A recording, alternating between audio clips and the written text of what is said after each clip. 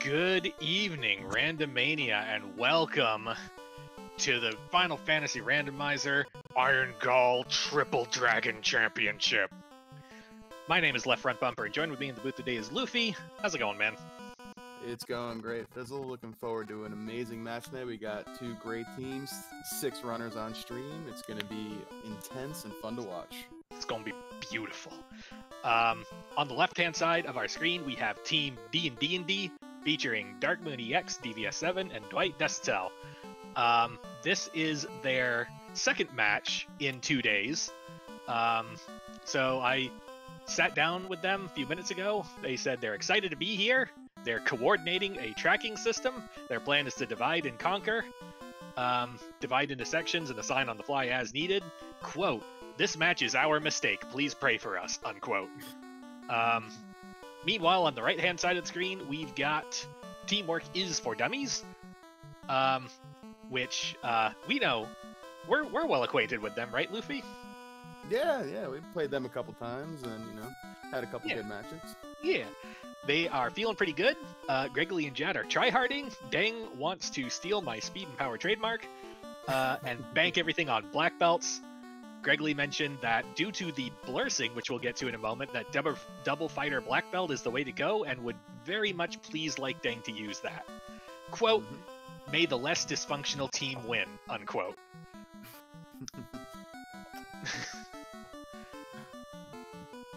So, yeah, this is gonna be a thing. This is 3v3 co-op, and all members of a team have to kill Chaos for a run to count.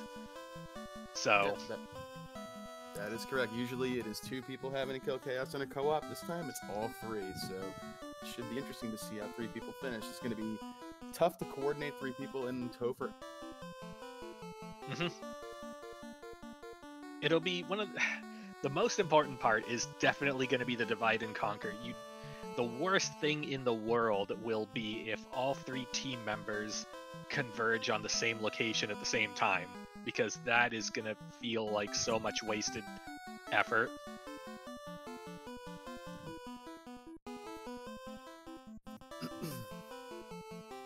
All right, we're getting ready to go live momentarily.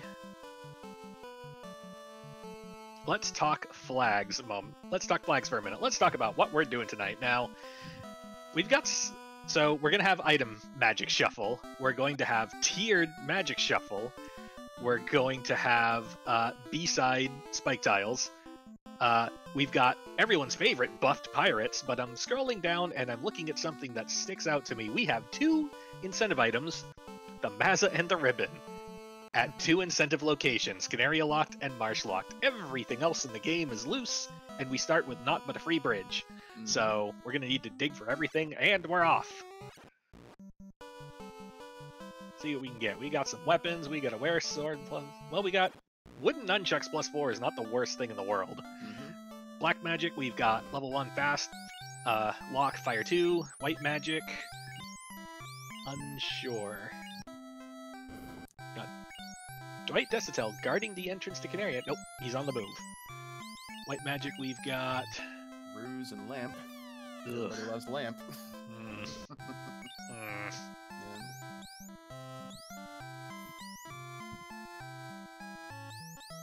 I do like seeing level 1 fast, though. That's a spell that you never want to have to hunt for, so having that early definitely feels pretty good. Right. What that kind of tells me is that we can not worry about, like, fasting targets when we get to Temple of Fiends. We can just have infinite fast as far as, like, theme fights are concerned. Because when fast is, like, level 7 or 8, if you walk in with 4 charges, you have to remind yourself that there's 5 bosses, because technically Lich 2 counts as a boss, I don't know why. So you kind of have to meter out those fast charges, but if you walk in with 9 charges, then it's just like, you get a fast, and you get a fast, and let's just go for it. I think I saw Teamwork is for Dummies there pick up a loose herb in the Dwarf Cave over at the Dwarf Cave. Go figure. So we've got teams splitting off in directions. I just saw DVS enter Matoya's cave location. It looks like Gregory and Dark Moon are clearing out the mermaids at TOF. Jad is there as well. And Dang is also there. It looks like they decided that. Now, I know I just said that everyone in the same location is bad. However, if that location is like 40 boxes, that's not the worst thing in the world for everyone to just pick up, so that everyone has kind of the same starting point as far as gear and cash is concerned. Also, it's Shard Hunt. Too. Also, it's Shard Hunt. So. And the total is 36 shards tonight, so yikes. Quite a lot of boxes. All boxes forever.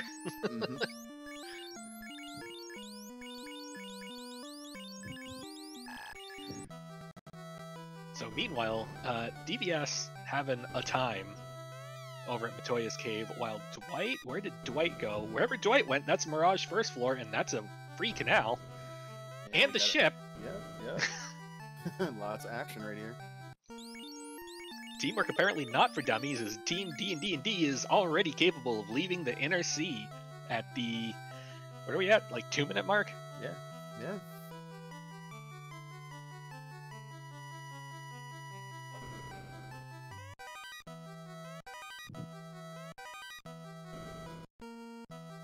So as we're maneuvering around, let's ask, so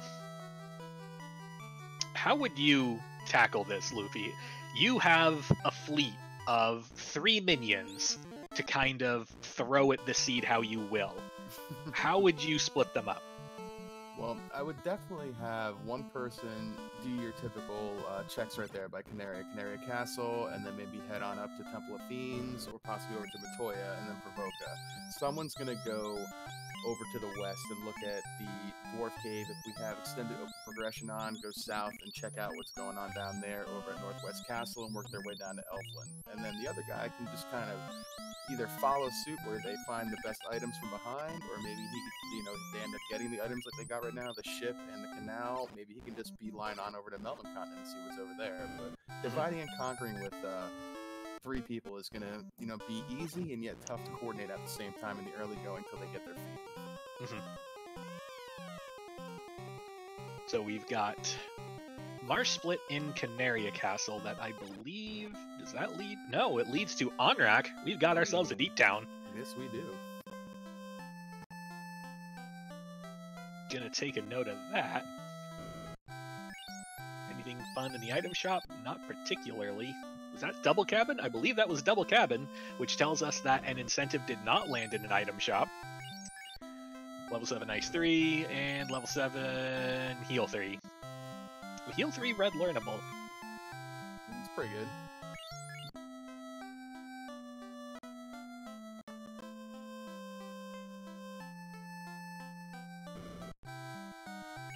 And it looks like Dang is going to in and save and go back outside.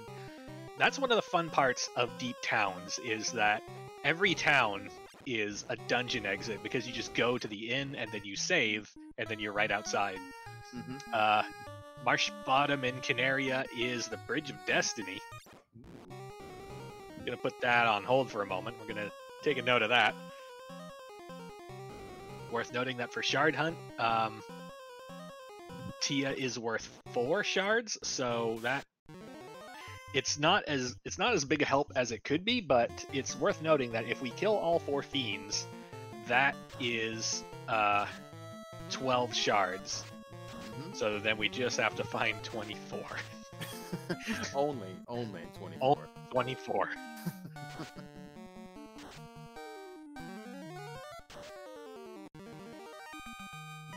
Taking a look at the flags, we do also have a required war mech waiting for them at the end of that Bridge of Destiny, so that's fun. As Dengwu finds loose loot, that was, the floor is Marsh Top, location unknown. I mean, it's not a Canaria and it's not a TOF, and I don't think it's at Mataria. They have their ship, so maybe it's down near Elfland? Question mark? Could be.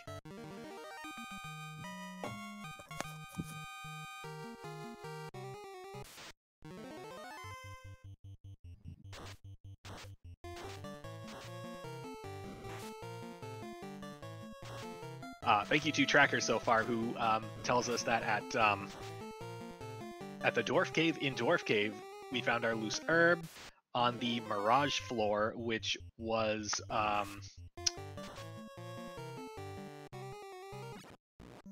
Matoya's cave or Dwarf Cave, one of the two. We found our ship and our canal, and then we saw the adamant out of the Sky 3 floor somewhere. Meanwhile, Bridge Boss. Danglu is the first to pull the Bridge Boss. And that was anticlimactic. Actually, no, he probably wasn't the first to pull the Bridge Boss, because someone beelined Matoya out of the gate. Mm-hmm. So I guess they found that ship at whatever the Matoya's cave entrance is, since it spawned up there north of Canaria. Interesting. It's always fun to see where the ship's going to spawn when you find it somewhere. My personal favorite is when you find the ship in Ice Cave or Volcano, and then you have to do that. You have to do that mental calculation. It's like, okay, which one is closer, Pravoka or Elflin? Yeah,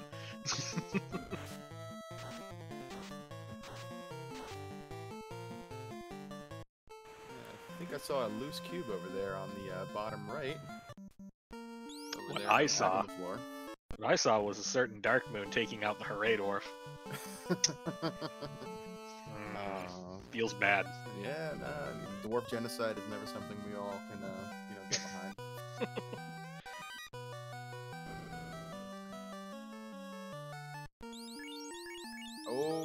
Ooh, canoe from Jat, and if I interpret that fighting background correctly, that's in Marsh Cave location. Mm-hmm. Canoe's big.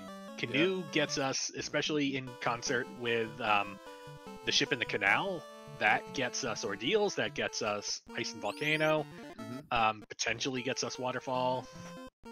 And a ribbon +5 too in that box he just found there. This is usually Sky provides right now.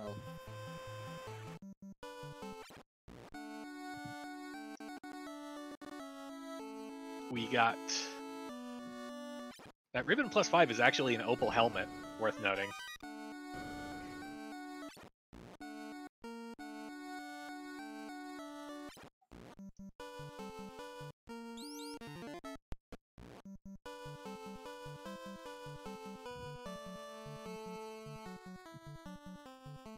So we found Titan's Tunnel over at Northwest Castle, it looks like, as Darkmoon heads south.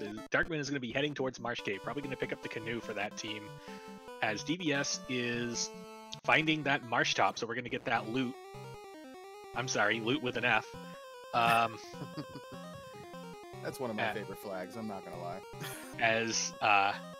As Dwight is in the water headed somewhere. Meanwhile, pressing the advantage of that canoe, I just saw Gregly, I believe, storming towards Ice Cave location, which is Volcano location, which is Northwest Castle. Probably headed to Ice next. Jat and Darkmoon on the same floor, exploring the same stuff. Jat probably taking notes or trying to figure out what he's doing next.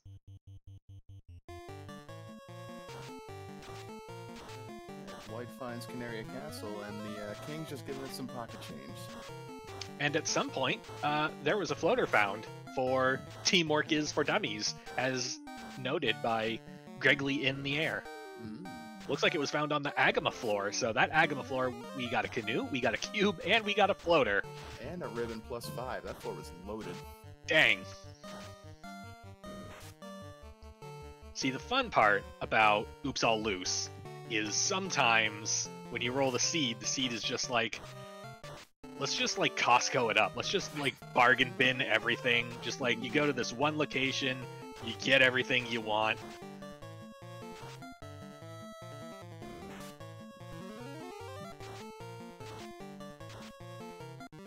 It looks like found a loose crystal, I believe.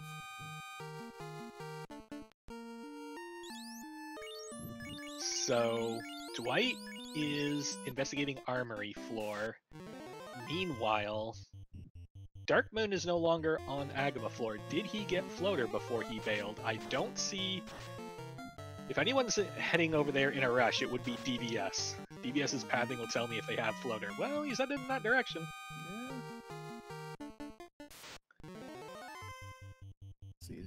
west or south? Looks like he's gonna go west. I think they got it. Darkmoon's in no particular rush to get there, but that might be because they have the cube, so they want to make sure that this location is checked off immediately. Mm-hmm. Meanwhile, Gregglypuff finds waterfall location. Finds a bunch of boxes. Oh, was on his way out.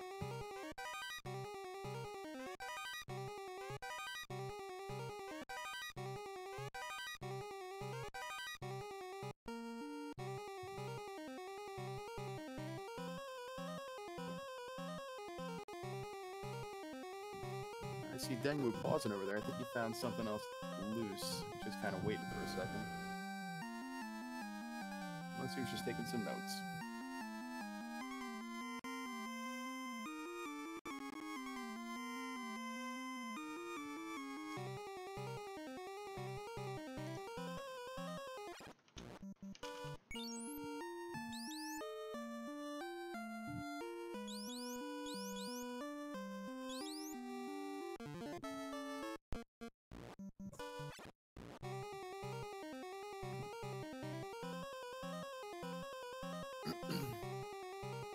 So we've got Dang on greater than less than floor. Jat is on Mirage 1, which I know we've seen, which means there's something here that we really wanted to carry out. Or we want to take the experience from some of these good encounters. Like this vampire one that's already wrecked 2 of our party members. Turn order, please.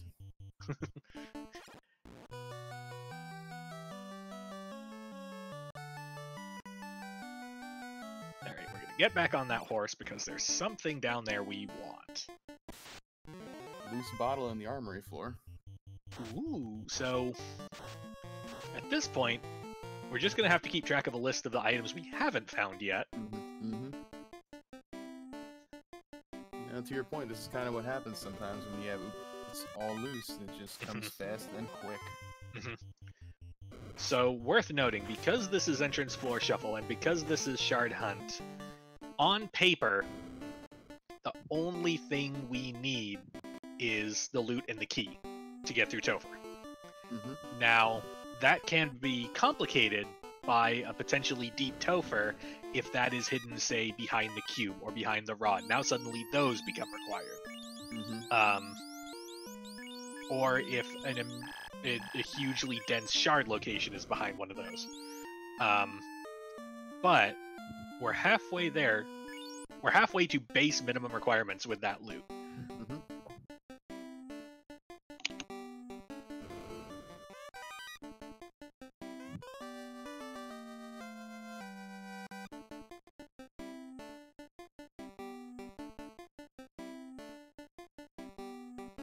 Looks like Dwight has found Elflin. I think I saw Lightning 3 at level 3 black. Level 3 white kind of garbage.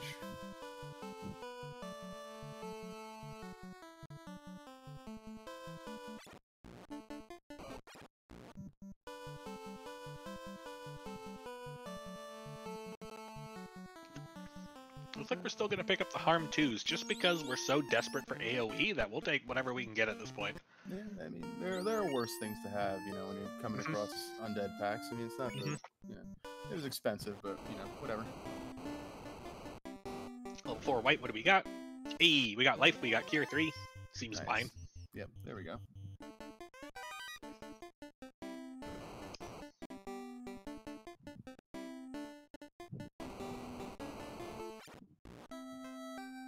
And then in black we've got Quake and Bane are kind of 2 sides of the mid-game AoE insta-kill coin, right? Because Bane will take care of aquatics, Bane will take care of kind of a lot of things. Bane is not going to do anything against undead. Conversely, Quake, don't use it in the water, don't use it against anything with wings, but for the vast majority of undead, kind of really works.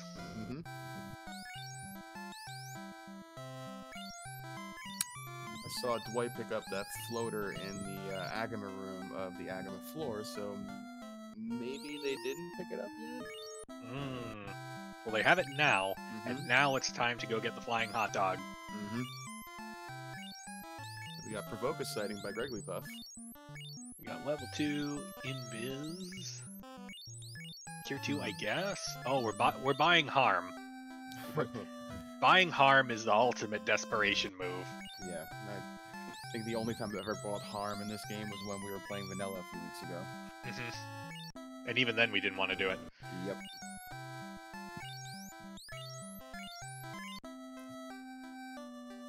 So, at this point, I would give a exploration lead to Teamwork is for Dummies.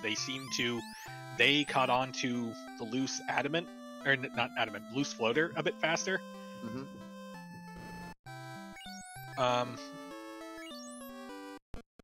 But let's talk parties for a moment, because I want to point something out real quick. Now, it's definitely worth pointing out that we have Chaos Blurst on, which means that... So let's talk about the difference in blursings. We've got regular blursing, where it's you have a fighter, but then it's plus 10 strength, or it's minus 10 M def, or it gets like thief swords instead of fighter swords. That's normal blursing. What we've got going on here is Chaos Blursing, which is here is the tier of helmets it can equip, here is the tier of shields it can equip, etc. Also categories for all the weapons. Also, one class will get white mage magic, another class will get red mage white magic, another class will, etc. The only constants we have is a knight always gets Excal, a ninja always gets katana, and black belt punches always work. So when we see Dengwu in his Galaxy Brain party of double fighter, double black belt, we naturally think, this is crazy, this is insane. However, when I was chatting with them earlier, they were looking through their blursings and figured out that I believe knights can cast black magic. So... I got it. I actually got it pulled up right here. So, fighters can cast white magic and black mage black magic. And on promotion, it looks like they're going to get access to even more spells. Knight white and black wizard black. So they're just kind of pretty tanky when it comes to all the magic. And the black belts have access to white red mage magic out the gate, and spell chargers are going to be pretty good too, S tier. And then upon promotion, they're going to learn red wizard magic and ninja magic as well. So what we would traditionally think of as a 4 melee party, it turns out is basically a 4 sage party. That's right. That can also punch.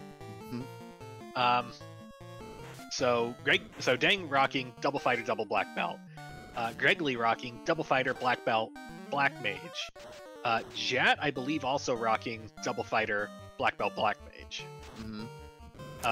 They couldn't talk Deng out of that insanity, I guess, when we talked to him before the matchup. But I mean, Deng's gonna do Deng things, so that's fine. It's true. I mean, technically, he is running the double fighter that they wanted him to. Yeah. So I guess that was enough. Yeah. Meanwhile, over on Team D&D&D, last I saw some red mages and I believe a white mage here or there. You got a Bruce stick found there in the middle by DVS on Marsh Bottom too. That's pretty good. So I see, right, we've got black belt, fighter, red black that are losing to Gasties with Thunder. That's a pretty savory spike tile, though, to come back to at some point. You know that's there. Dwight's party, meanwhile, rocking double black belt fighter thief, which is a heck of a thing. Yeah. And I believe, let me see what Dark Moon's running. At least one black belt.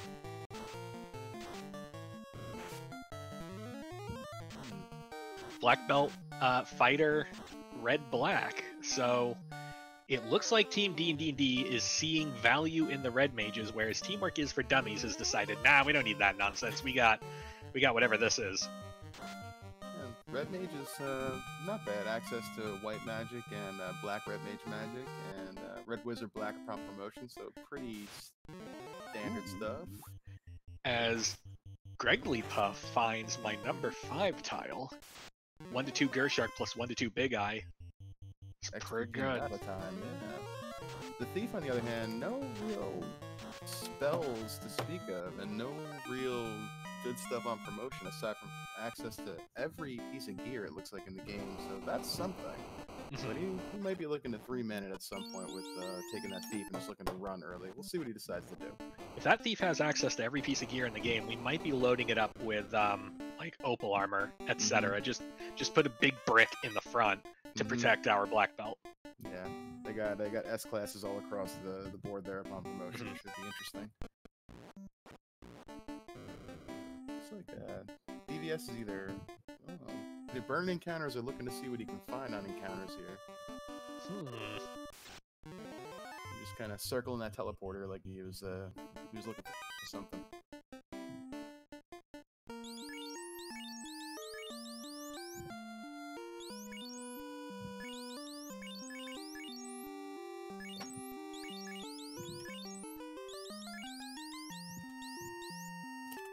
Where is DVS going?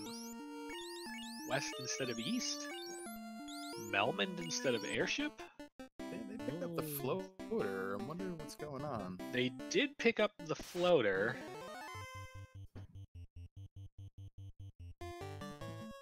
We're doing donuts in the water. Did they not find the canoe, perhaps? No, they have to have the canoe. They have to have gotten it early. Didn't they? Did they not?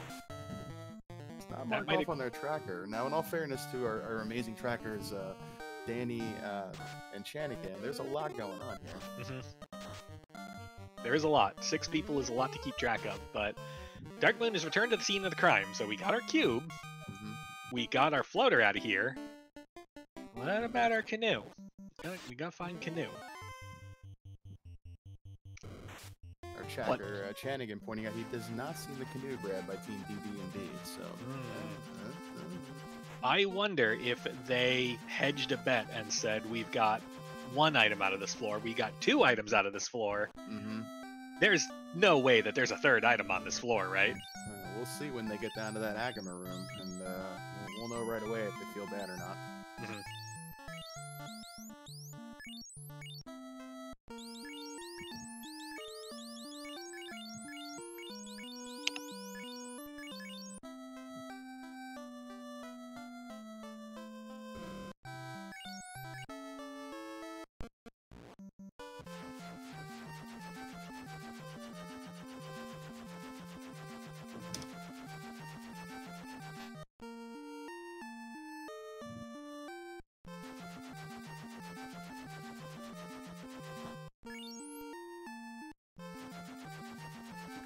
I looked away. Did Darkmoon reset it?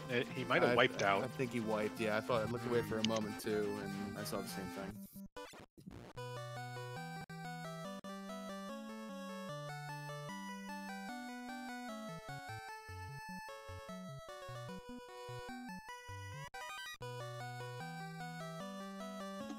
So we're sitting at around the 25-minute mark, and at this point, I have to give an enormous exploration lead to Teamwork is for Dummies. D&D&D is spinning their wheels a bit, trying to find where this canoe could possibly have gotten to. I see them fanning out and checking a bunch of areas. I see shopping trips happening while we're kind of looking for stuff. Yeah, DVS and Dwight are going on a shopping trip and saying, Darkmoon, it's gotta be somewhere, right? Stuff's gotta be somewhere. just please go find it. Yeah, I think Teamwork is for Dummies has been in the air for a good solid at least 15 minutes, if not almost 20. You got to give them a pretty big advantage here.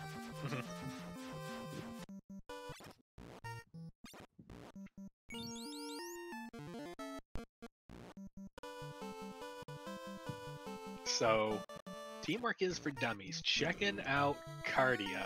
Or Cardia Double Bottom. It's definitely some kind of dungeon.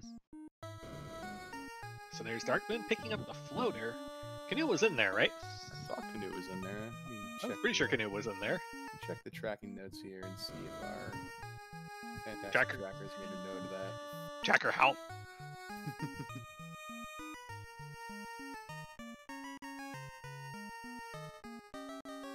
Yeah, Canoe. They got Canoe, Agama Cube, Floor, and Floater. Canoe. Agama Floor.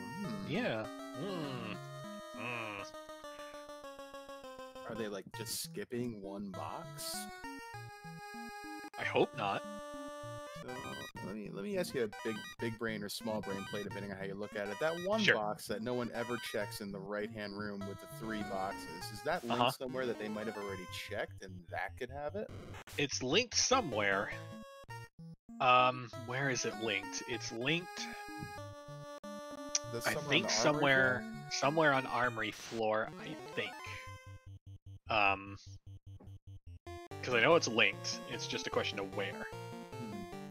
And it's always taken by the time I get to it, so my assumption is Armory floor. Yeah, I've never checked it myself, but I wonder. But Chanigan, our tracker, pointing out in the notes that Darkmoon didn't check the top chest in the Agama room. Now, if the top chest had the Canoe and that bottom chest had the Floater, oh boy.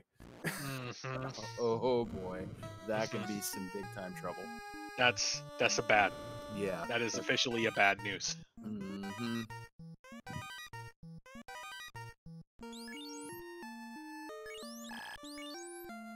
So, Teamwork is for Dummies storming ahead. Currently, Gregory Puff in Elfland, just doing a bit of a shopping trip, looking to pick up some stuff. Ice Armor +3 looks really nice. Opal +1 maybe for later. Very expensive gold bracelets there too, 42k. But if they're +5, yeah, you're gonna have that money at some point because you're gonna be taking some levels sooner or later. So you have to make a note of that. Yeah.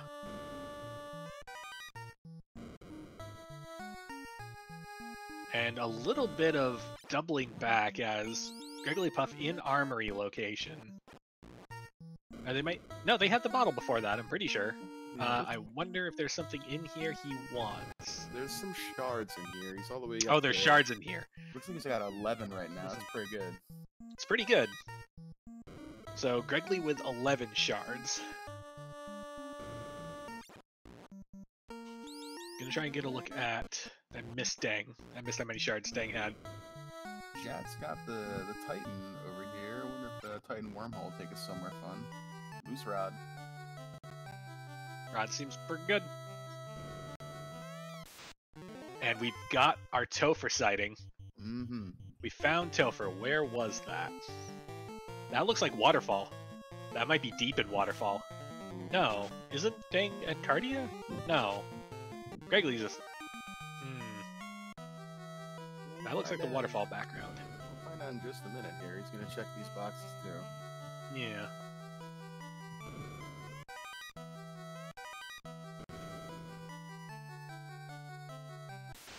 Jat pushes through the Q block. Darkmoon hits Marsh Bottom.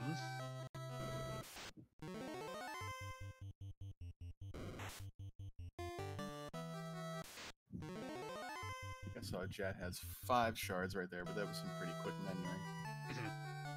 So Gregory with around 11, Jat with around 5. Dangwoo 11 with around 12. No, 11. Yes, you're right. So around a third of the way there for Teamwork is for Dummies in the shard count at least. Meanwhile, Team D&D&D is combing all possible entrances, everything that's available. We need to find where this canoe went. It looks like Topher was double Cardia bottom. Okay. So they are going to need to get that airship if they hope to finish the game over on DD&D. Yep.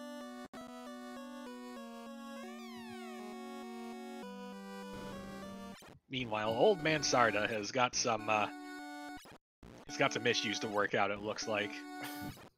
He's picked a fight with the Light Warriors. I don't think this is going to work out well for him.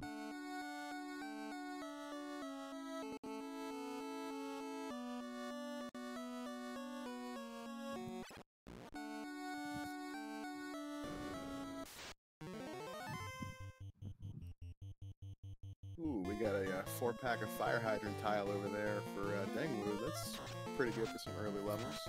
Yep, that's not bad. It's pretty. It's okay to take up until around, we'll call it like 15-ish range.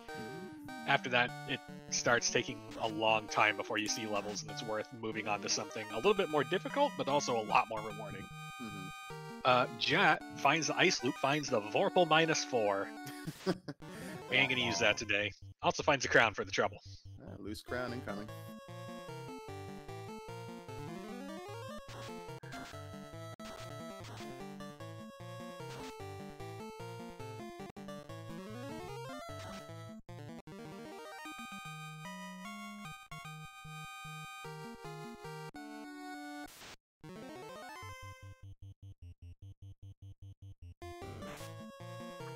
So, Dwight having a little bit of trouble getting through the Wiz-Sahag, R-Sahag, Writers Club. All they're doing is just throwing ink everywhere. Because that's the worst, right? The worst feeling in the world isn't necessarily when, like, you hit a fight and it just dumpsters you. Like, you just run face first into blaze and everything explodes. Like, that's fine. That's whatever. That's expected. The worst thing in the world is when you hit a pack of 9 enemies and they all cast slow. Yeah. Or they all have, like, heal 3. Yeah. And you're just kind of left sitting there just going, like, alright, well, I mean, I'm not... I could reset. Yeah, weighing your options. Is it going to cost me more time to come back down here, or just try to wait it out and get lucky? We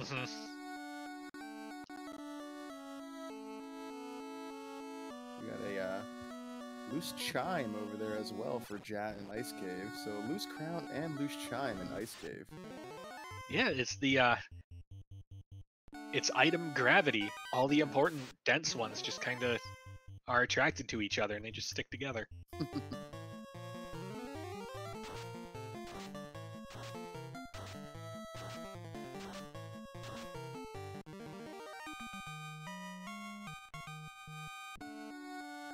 So DVS on the move.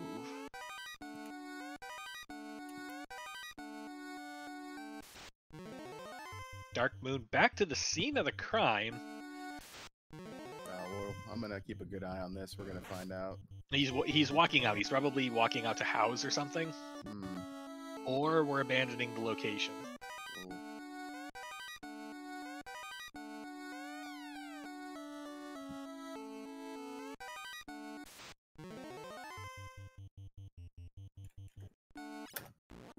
So, Dengwu has made it through Ordeals, which was at Cardia Swamp location. They're doing a good job combing through these locations, but due to the nature of Shard Hunt, the big sticking point is going to be communicating with the teammates. Like, there's 4 shards at this location, there's 2 shards at this location, there's no shards at this location. To try and minimize the amount of time for your teammates to find the things that you've already just found. Yeah, that's why communication is very important. It's always, good to have great communication between teammates when you're running a duo, but running a trio, that's, triple as so. So Dark Moon has abandoned the armory, or the Agama Floor location, as DBS enters. And DBS looks to be bypassing chests. Might have been here previously.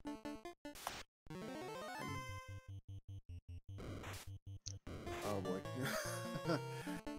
I can't see all of them missing it. Alright, the alternative theory here is that we're insane, right? Yeah, that's entirely possible. So Dwight finds a key. I don't think...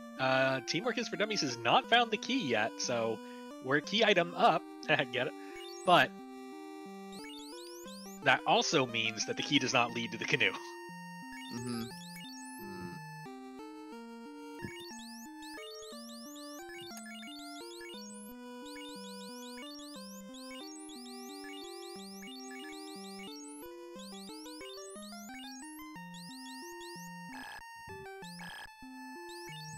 Seeing how DVS went past the Agama floor there pretty quick as well, I I just gotta wonder if I can't see all of them missing that one box. This is really confusing.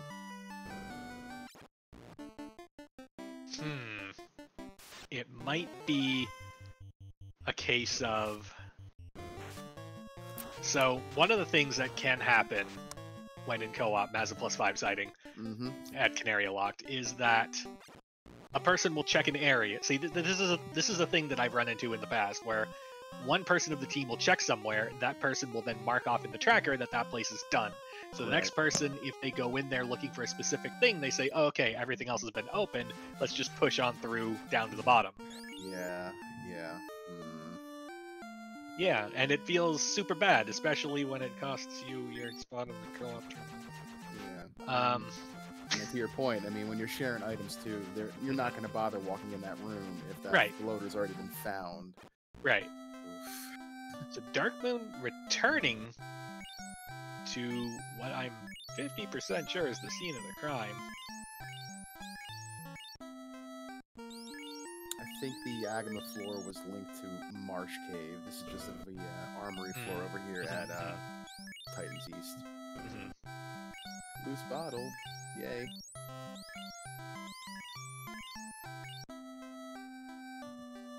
So, meanwhile, on Teamwork is for Dummies, Dangwoo, class promoted. Jat, not yet. Gregglypuff, class promoted. So we're already going through the promotion motions, which tells me that either our black belts are high enough level that we're comfortable with their MDef, or we've given up on that entire idea and we've decided, you know what? Ribbons are good.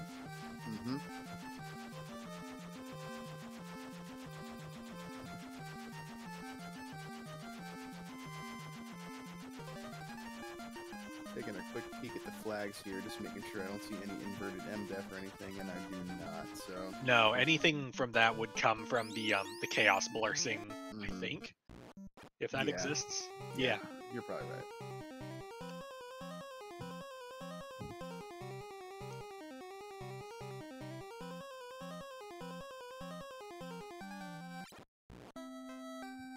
So DBS exploring Marsh Bottom, looking for stuff, as Dark Moon clearing the rest of Armory, getting some shards.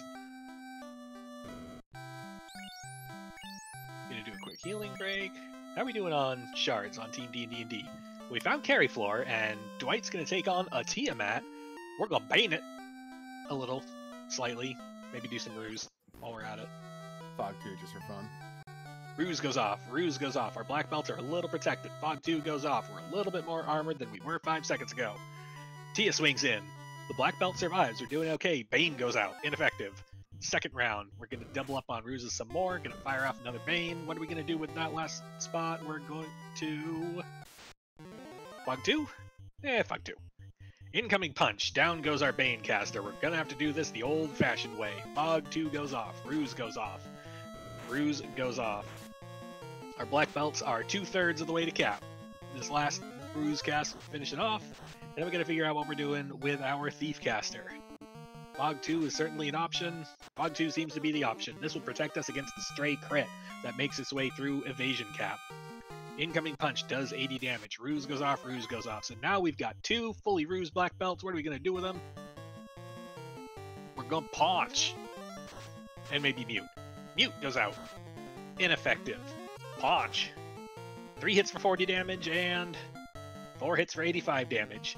That's not the greatest numbers in the world, but if you hold A long enough, we'll get the job done. 3 hits, 36 goes out. Incoming punch to the Thief. Thief does not like that. 4 hits, 57 goes out. We've done around 200 damage-ish so far. 3 hits for 85. 2 hits, 2 damage. Ink comes out. Does ink things. We're on double punch wait. 2 hits, 2 damage. Well, we don't have to worry about waiting anymore. 1 hit, 16 damage. Just hold A and wait for the cash screen. 3 hits for 87. 4 hits for 42. Ink is going to do more ink things. We're a little worried about AoE at this point. 4 hits for 45. 3 hits for 53.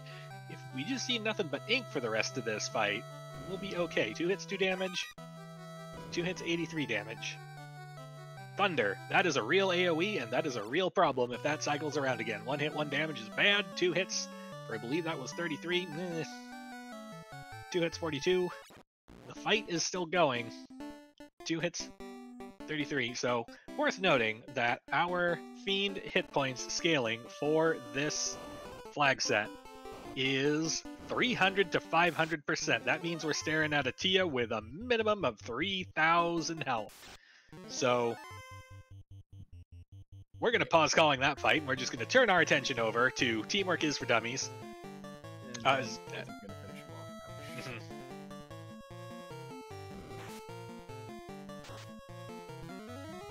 Alright, so Darkmoon clears out the Titan's East location that had armory and some other stuff. Team D&D&D, still canoeless. We're coming up on the 43-minute mark.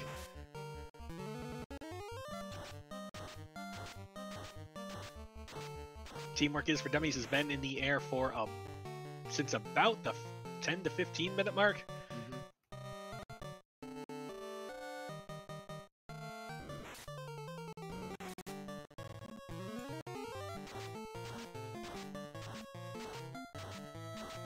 Team D&D&D doing a lot of double backing. I've seen at least 3 people open the bottle, and I believe that was my 3rd person who opened the herb. Because we gotta find this canoe. It done went somewhere. DVS is going back down. Agmaflor is right here, so let's see who needs that peek into these rooms. Agmaflor is right here. Are we gonna peek at some rooms, or are we storming past everything? We're starting to look at stuff. There's our ribbon. And a shard. Is that the only thing we're walking out with? Don't go that way. Gonna look at some other stuff. This seems like a room over here. Ruse Bonk found by Dengu over there. So that's 2 ruse items that we've seen so far. 2 different ruse items, right? Mm-hmm. Yeah, but ruse. Yeah. Ruse Bonk. Fantastic. There's a jewel, there's a thingy, a little bit more of a thingy. There's frost dragons, which I believe have been unkind. Crit for 142 confirms that, and there's our canoe. Oh, there it is. Okay. Dwight slams on the brakes. So Gives I guess a- what happened there is I guess somebody took a wipe of those frost dragons and didn't go back to check the boxes and just kind of rolled the dice so there was nothing there and So we got our canoe, which means we're going to be in the air shortly. Now, all this exploration of already seen content. Now let's talk about the stuff we've already seen so far. We've seen volcano floors, which are meh. We've seen sky floors, we've seen sea floors. If we're taking those encounters at this experience rate, 3x plus 300, we're probably not all that far behind on levels.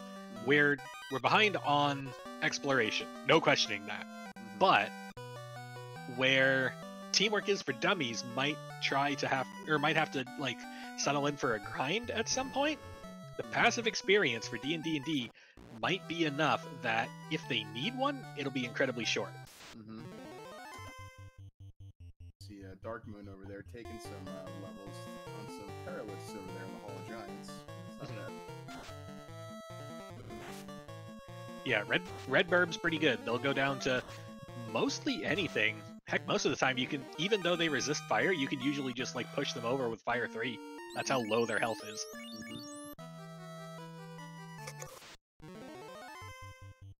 Alright, so we're about 40, 50 minutes in it so far. So D&D just gets their floater. You gotta feel a little behind at this point. Where are you going right away now that you get your airboat? It's all about location density.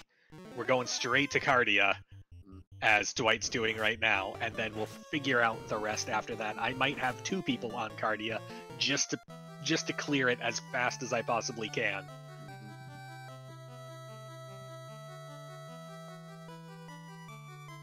DVS in the boat, headed east, probably going for that floater. While Darkmoon is clearing some Grogers at a tile in Earth Cave. I believe we're getting to the tile behind it. What did we find behind that tile? No, we're not. That was a random encounter.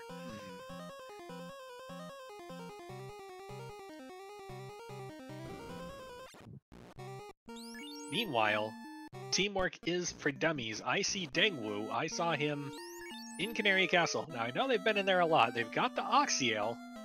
I don't know if they've done the Oxiel dungeon, but there's another thingy that's down there that I think Dengwu is crazy enough to go for. That's the Bridge of Destiny. That's a required war mech. Mm-hmm. Guarding a number of shards, that's... No, well, guarding 4 shards, but who knows what's guarding it. Greg, we found your tile there too, the Gershark's big eyes. Looks like those Gersharks rolled about, this looks like what, about 700 HP maybe? Yikes. If we get the black belt high enough... I think that was 4 lightning 3s, or at the very least it was 3 that rolled between the 300.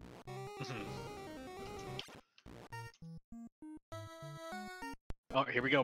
It's bridge time. It's not bridge time. I lied to you all. It's on rack time.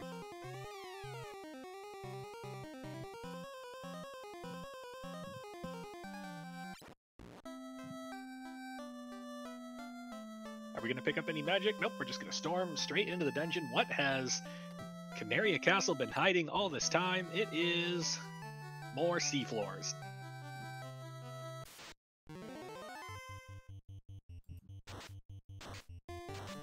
With Novelist Club, our Sahags,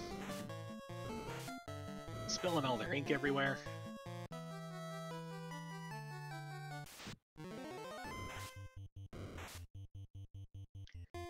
Meanwhile, Jat taking on a Kraken, doing it the old-fashioned way. We're going to get there with big DPS. 3 hits for 101. Ruse goes off. Ruse goes off. Fast. We're putting all our hopes on the slot 2 fighter, and maybe also some punching. Ruse will be going off to protect that black mage. 3 hits for 86. That's about the same numbers we were seeing out of the Tia fight out of that black belt, but that night, 4 hits for 107. Not a heck of a lot better. Because we are on 300% health, this Kraken has a minimum of 2400 health. 6 hits for 119 is progress, 4 hits for 4 is not. And down goes our DPS. We're just going to reset out of that, we're done with that, no more. It was a bad idea, we'll come back later.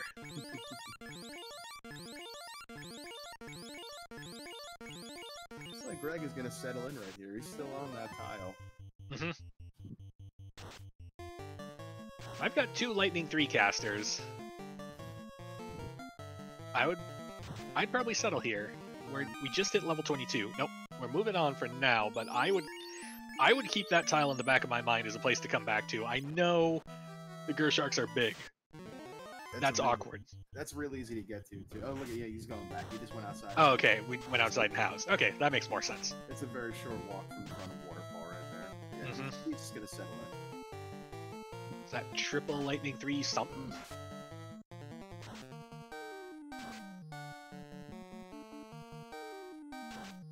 You just want to slap him with a glove. Yeah, you challenge them to a duel. Yep, triple Lightning 3 strats for this grind. Behold the power of Chaos Blessing. I think he's also swinging that Sun Sword +5. That would do some pretty good damage. So, Gregory Puff crossing the 23 mark.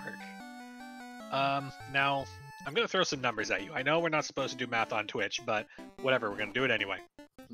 We're staring down 100 to 200% stats on bosses, but we're staring down 300 to 500% health on bosses.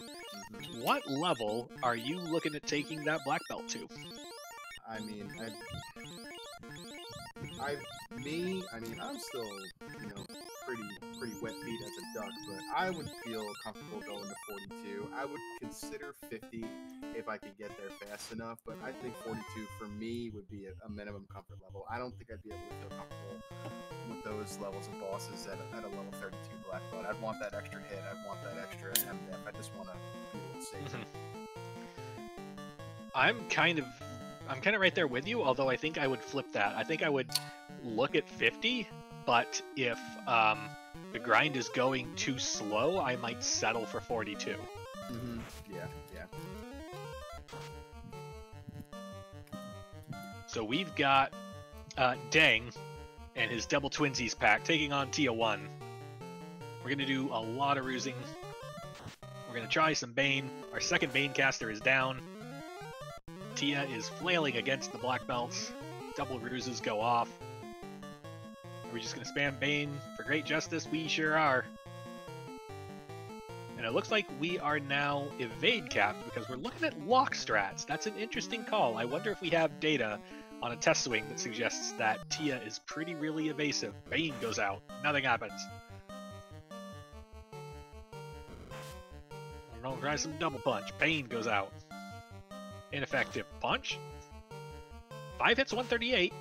And 11 hits for 144. Good number of hits. Not good number of damage. Yeah. We're going to do some lock strats because I have to assume that both of those black belts were fasted, so 5 and 11 is kind of a disparate number of hits, but it doesn't matter because Bane, Poison Smoke, terminated. We got us 4 shards. And by 4 I mean 2, because that's the lich. No, that's the carry location. That's a lot of effort for 2 shards. Feels bad, but you know what? He got there. Yeah. Shards are shards when you need 36 when you take what you can get. It's true. And I believe that puts Dang at right around the 16 shard mark. I believe so, yeah. I think I saw 2 full rows and another... 2 full rows and 4. Yeah, I think that's what I saw. Which would put us at 16. See if I can get a check on someone else. It looks like Jet has settled in on the 4 Frost Dragon grind. Frosties are not the greatest in terms of the amount of experience you get, but if that's all you got the gear to kill, that's all you got the gear to kill. Lightning 3 does really alright on them. They don't resist it. I'd still be at that Gershark Big Eye tile, though.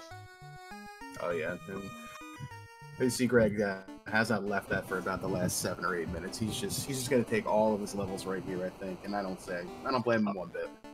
Unless Jat thinks he can solo these Frosties with a black belt. I can't help but notice the way that one of them fighters is face down. Mm-hmm. And I'm wondering if we'll just let the rest of the party also go face down.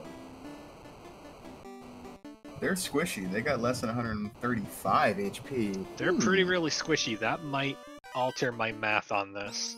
I believe that's only maybe 1 floor down, so that's not bad. That's not bad.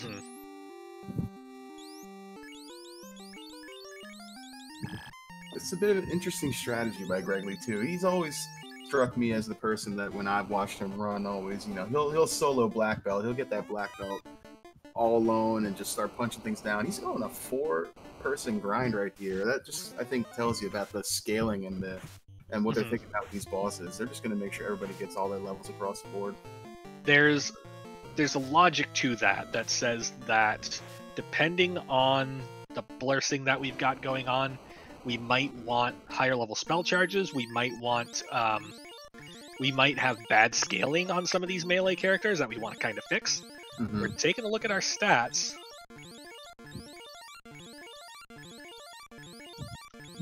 We might be out of lightning 3s. We got 1 left there, we got 1 left there. We're down to our last 2 lightning 3s, and we might be out of houses. So Greg Lee is either heading outside to get more houses, or might be starting to set up for the solo grind. Let's see how much this black belt punches for. That'll give us a good idea of what we're doing. 5 hits for 164 takes at that. 5 hits, 544. We're getting close. We're right on the cusp of it, I think. Right on the cusp of that black belt doing things by itself. And if we could take that fight, just like 4 rounds, just punch, that's going to be way better experience than that Frosty grind will ever get us. Even though these Frosties are going down to 1 punch by the black belt, they're not even hitting for multiple hits. Just 1 punch for 170 damage, they're going down. So it's quick at the very least. Greg Lee has shifted the black belt to the bottom slot. I have a feeling we're going to start excising some irrelevant party members momentarily. Yeah. I guess that's what I get for calling it out already. He's just going to prove me wrong.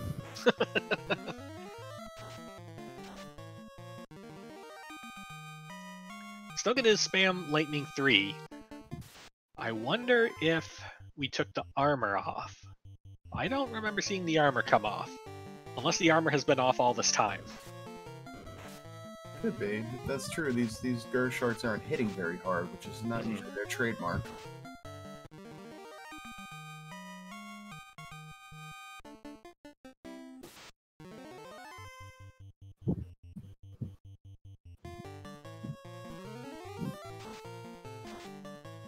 Oh. Hey, there we go. There goes the armor. I knew it was coming.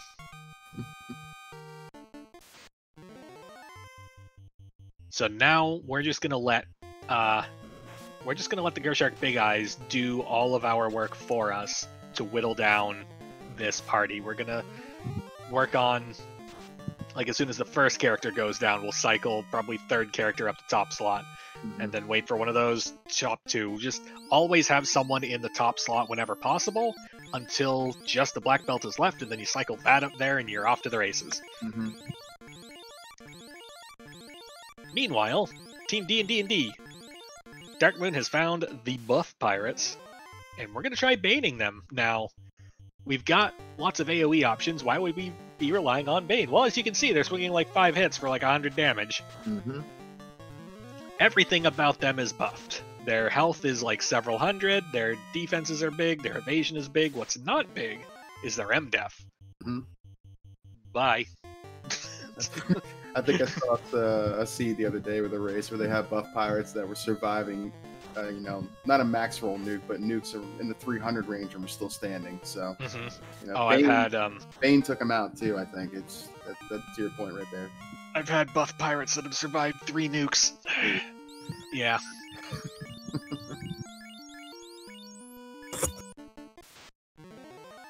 What we got in our Provoker shops? We got Brocade +4. That's really good. Pretty cheap too. Everyone can wear the Brocade except for black belts, so depending on the tier of shields we've got in play. Now it looks like every one of that party could wear the Brocade +4s. Thank you, Chaos Mode. Thank you, shop information.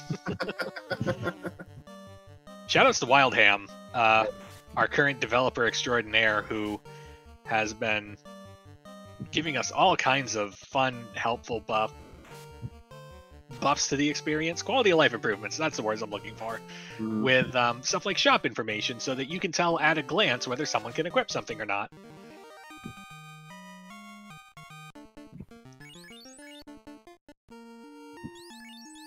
I'm doing my best to memorize my magic tables and my armor abilities and all that, but it definitely helps me, you know, kind of put things together when I'm looking as well. I appreciate that flag almost as much as auto sort inventory. That's a blessing.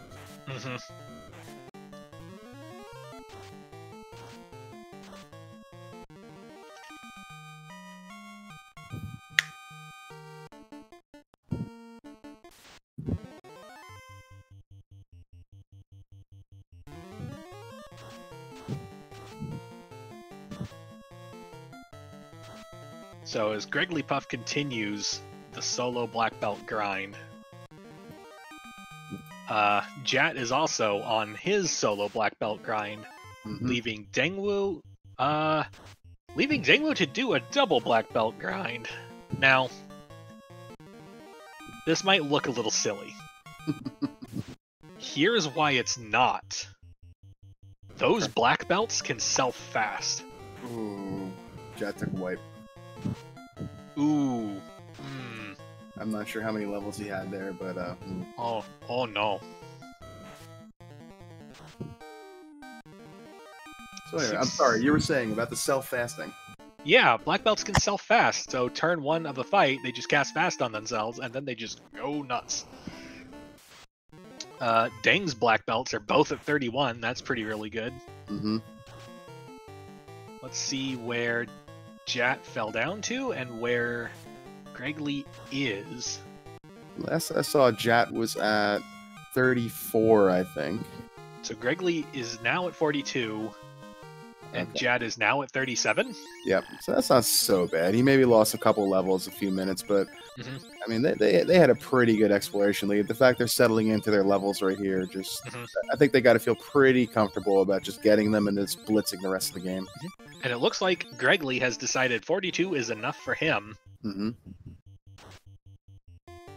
Denglu's probably going to be out the dragons for a little bit. Is Jat going to quit at 42, or is Jat going to press on?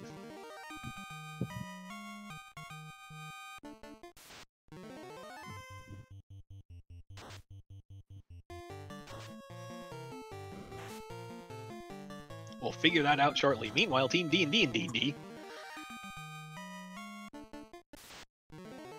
still in exploration mode. I'm not seeing class changed character. No, wait, is that a class changed character? Can't tell because the sprite changes. No, it's not. So it looks like they have not found the tail yet.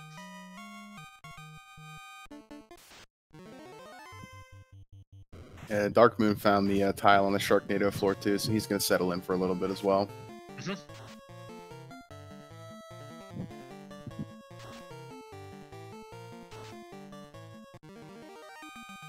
Closing in on the closing in on the 1 hour, 3 minute mark.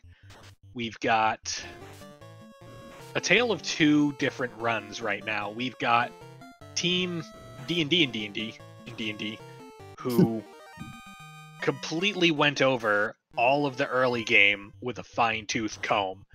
At this point, I feel like all three team members have opened every single box in that first area, and as a result, their shard counts are not bad. I just saw DBS shard count of around 13. I have to imagine the rest of the team is close to that. Mm-hmm. While Teamwork is for Dummies, they got into the air around the 15-minute mark, like around 20 minutes before, 20 or 30 minutes before Team D&D&D did.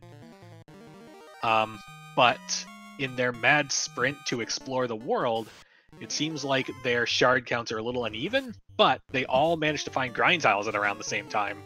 So their levels are big. Mm-hmm. And we'll see what they do here over the next 20 minutes or so, because they were dividing and conquering their way. So if they were taking good notes and they were telling people where they were finding what shards, we'll see these counts creeping up pretty fast. Mm-hmm.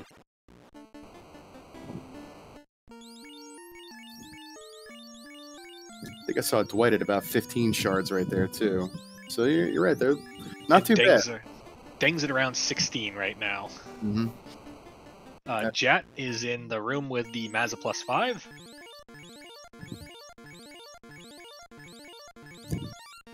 Pretty good. Oh, that was a verbal +4.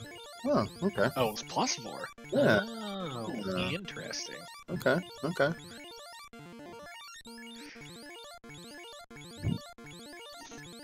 So Vorpal +4, Massa +5, and a level 42 or 50 black belt. That's quite a bit of damage. Oh, dang, I love it. Everyone likes nachos, right? Oh yeah, who doesn't? Mm-hmm. I actually have a new favorite Mexican place near me that I can go to and get, like, they're not good nachos, but they're good bad nachos, right? Of course, yeah. This wouldn't be Final Fantasy Randomizer if we weren't talking about food at some point. So I'm a Right? big fan of Mexican food myself. Love it. I don't know if that's a Final Fantasy Randomizer thing or if that's a me doing casts thing. Caleb does the same thing, so. Uh-huh.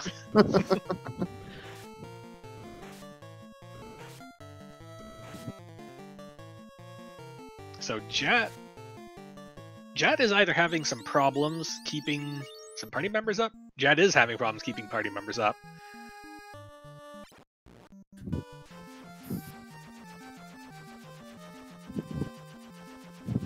So not all is well. Or wait, was that Jet or was that Tengu? Did I get my eyes crossed? I got my eyes crossed, I think. So Jet taking on Kraken 1. We got us a beefy black belt. We're just gonna fast it. We're gonna do some ruse. Incoming slow. I did not see if it tagged the master or not. Bane goes out. Ineffective. Fast goes off. That'll at least undo the slow if it did happen. 14 hits, 1494. The slow didn't hit. The fast sure did. Hold. We held the wrong target. Paunch. 13 hits for 2300 damage. Yep. Kraken 1 is just a smear on the floor. 2 easy shards. 2 of the easier shards you'll get when punching Kraken. Mm-hmm. Meanwhile, over in Gaia location, we've got level 7 Quadex and level 7 Temper. Quadex is red learnable. Also level 7 Life 2. Seems like all the good stuff rolled high. That's what happens when tiered shuffle is on.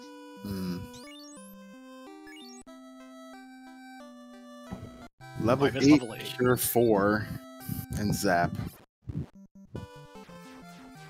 Zap's not going to do us much good, but that Cure 4... I don't think he was able to pick it up on any of his party members. He sat there and looked at his status screen for a minute while he was thinking. So Jat seems to be on a mission to go through and clear all Fiend locations. Ordinarily, a runner does that when they've done the math and see that if they just get the 12 shards from Fiend kills, they're in Shard Go mode. Now, do they have the key? According to our trackers who've been keeping up with this madness quite well, they do. Look at that. Boom. So yeah, that would put Jat in Go mode, and he could just storm right into Topher, and we can see what kind of nonsense we'll deal with in there. There's Temper. Okay, there you go. Not in the best magic spot, but you'll take it. Temper's Temper, and when we're dealing with like 300 to 500% health, need.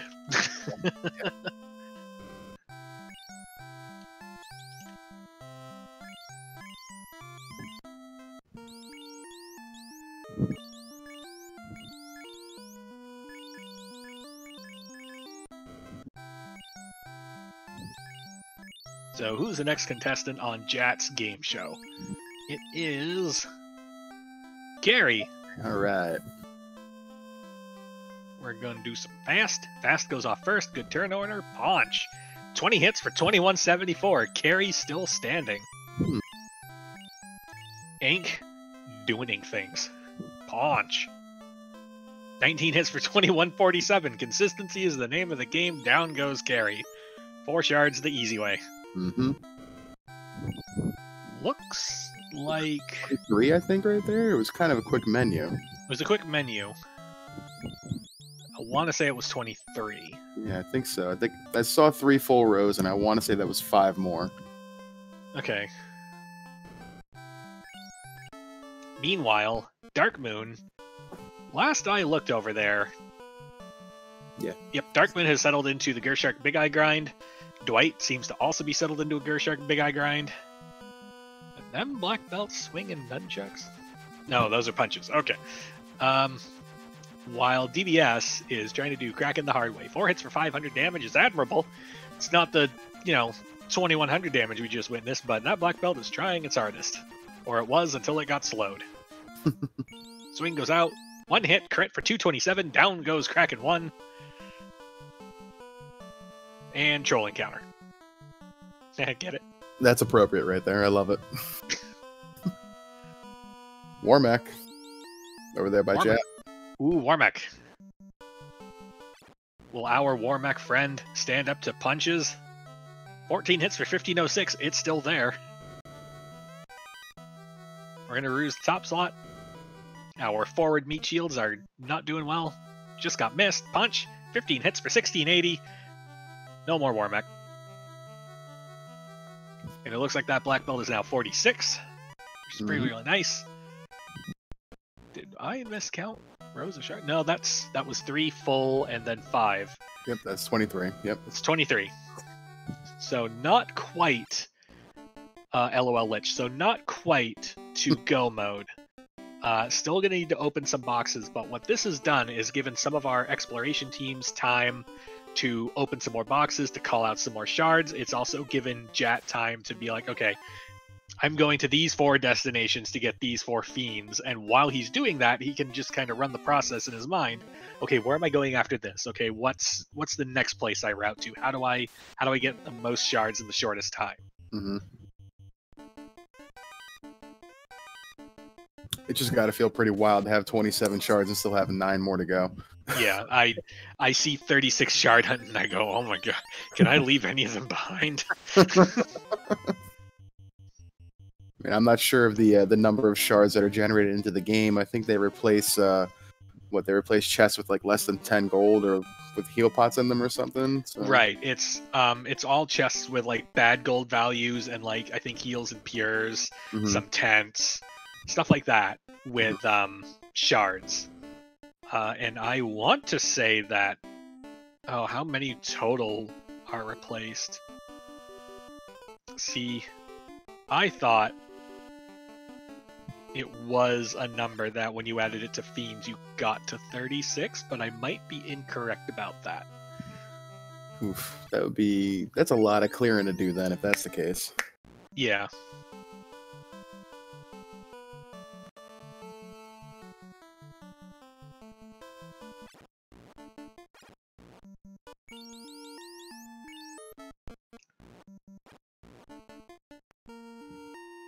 So DVS taking on the Buff Pirates. I just saw Darkmoon screen. I believe Darkmoon's at 19 shards? I think so. I saw Dangwoo screen. I think he's at 21.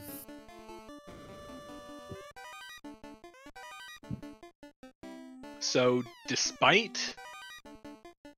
now Darkmoon is opening boxes. This might be time for exploration. Ooh, and there's the 3 to 6 water tile. That is the number 9 tile. The number 9 tile and the number 5 tile on the same floor. Seems good. And both in Sea Shrine, too. Go figure. Mm-hmm. Well, I guess we don't have... Well, we do have Shuffled Spike tiles on, so... Yeah. Mm-hmm.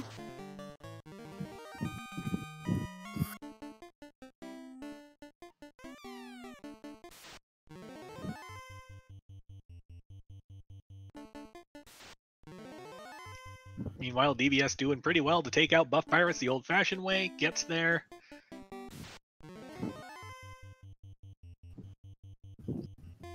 Gets a shard for the trouble. Worth. Looks like DBS is sitting at around the 20 shard mark. Dwight is in grind mode. Just hit 32 and 36, but still going. It looks like Dwight's double black belt is going to be the answer to Dangwoo's double black belt. Mm-hmm. Their grinds will take longer. They'll take almost twice as long. But even if they're last in the Topher, like if they can't do it, no one can. Yeah, I mean, you get those fast on those 2 black belts. You're looking at what, 40 hits? Mm-hmm. That's good luck trying to stand up to that. Mm-hmm. It's really good. Yeah. And worth noting, our evade cap value for today's run is down to 230. So, I mean, yeah, that's still really high, and a lot of those punches would miss, but it's not all of them would miss. Mm-hmm. I think that's pretty fair, too, with how the scaling on these bosses are, with the HP being 300 to 500%, lowering the evade cap a little bit is going to make it a little bit softer. Mm-hmm. See, look at that. I'm learning.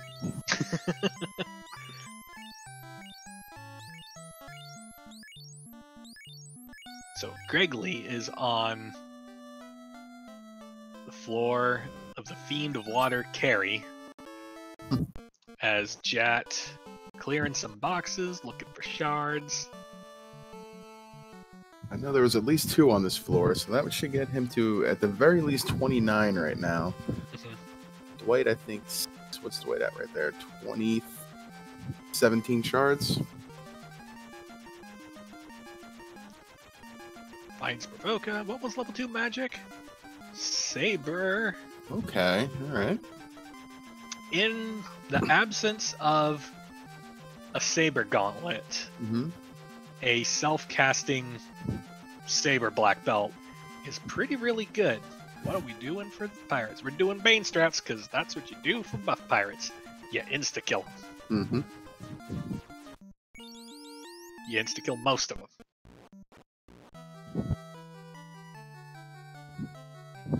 Oh, one Defiant Pirate survives 2 Bane casts. See if they get paunched. Or we're just gonna Bane them. We're just gonna Bane them. No respect.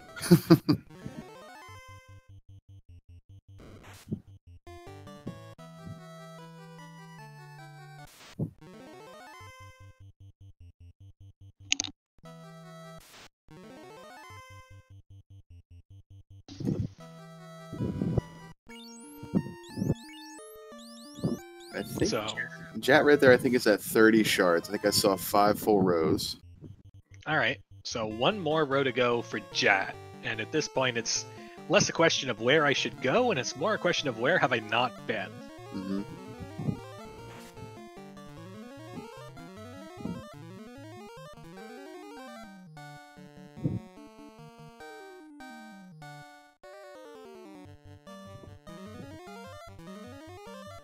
Meanwhile, Dang taking on Carrie, 18 hits, 28-55. No longer taking on Carrie. Bye. Thanks, Carrie.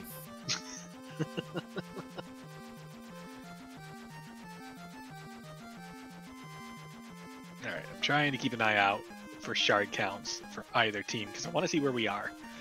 Jat has a commanding shard lead. There's almost no doubt in my mind of that, but where is everyone else? Pretty sure I saw DVS at around 18. So that's Gregley with 25. Hmm? Jat with 33. Dang, we're taking a bathroom break real quick.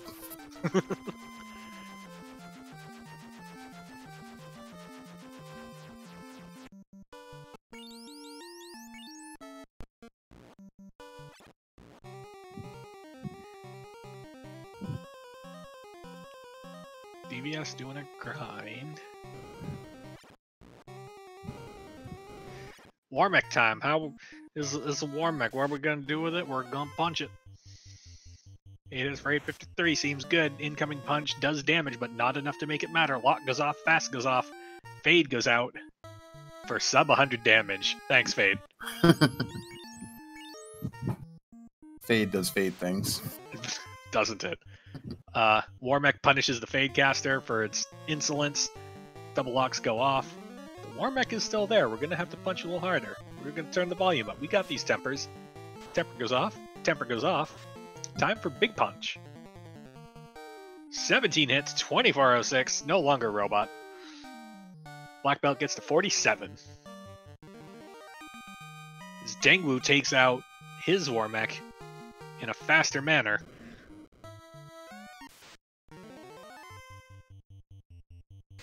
And the prize at the end of the tunnel is a stupid lich. 10 hits, 1357. It's adorable that he's still there, but 6 hits for like 100, and he's gone. So that's 28 shards right there for Dengwu. So teamwork is for... when he steps on that 32. Mm-hmm.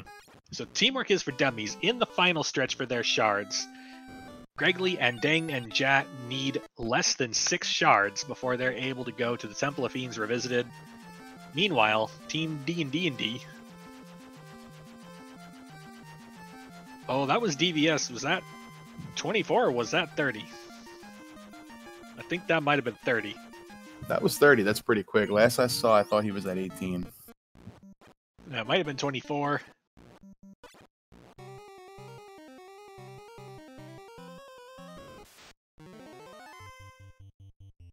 It was 24. Yep. And I think, yeah, Jat is at his 36. He's got a full row. He's gonna go to the Temple of Fiends. Open a few boxes. Good. Just to see. Yeah, just to make sure we're not leaving a ribbon or something behind. Mm-hmm. As Darkmoon finds the tail for Team D&D&D. Time for promotion. And it's post-grind, so this is going to be good for those Black Belt MDEF levels. Mm-hmm.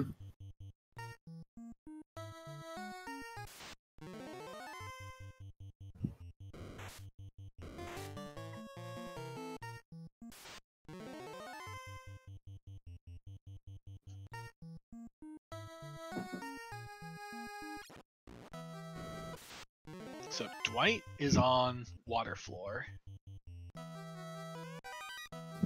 As Darkmoon finds the chime, DVS is done grinding and is headed elsewhere.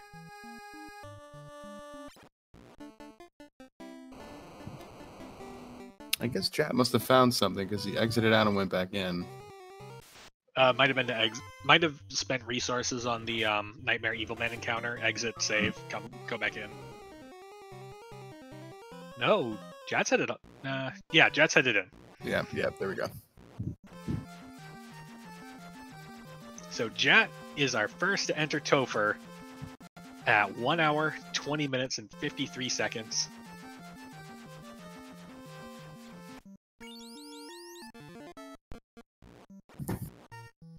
What kind of nonsense awaits us in here?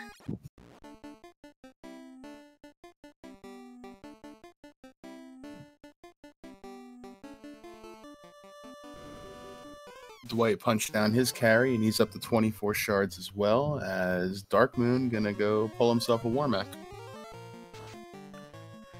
Given the setback they had with not finding the canoe in a timely manner, I have to say D&D&D is catching up something fierce. Yeah. Yep. And that's not luck, that's teamwork. Yep, that's right.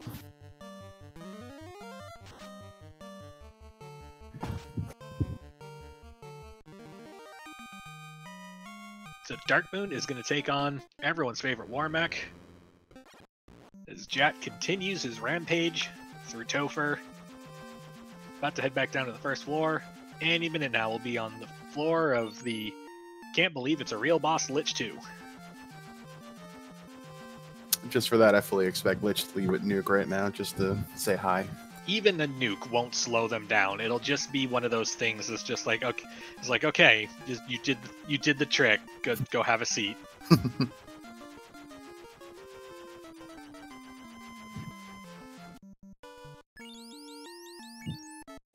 We going fast. Lich gonna melee. Returning fire melee, 20 hits, 3,500 damage. I told you it wasn't a real boss. You right.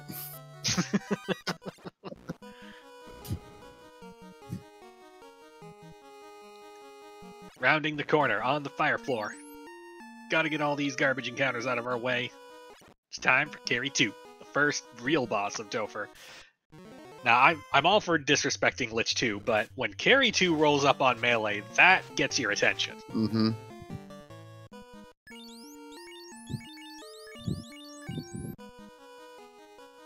Dark Moon lost his whole party on Warmech right there. Aside from the black belt, he's got that ruse stick. Hopefully he can get through. That's right. Through Lich. Yeah, never mind. I take it all back. Ruse stick on the top slot to make sure that everything is fine. 9 hits, 1,300 damage. Carry 2 still there. Fast goes off just after the nick of time. Round 2. We're gonna wait, punch, wait. Punch. 16 hits, 2,600 damage. Down goes Carry 2. 500% health, more like 0% health.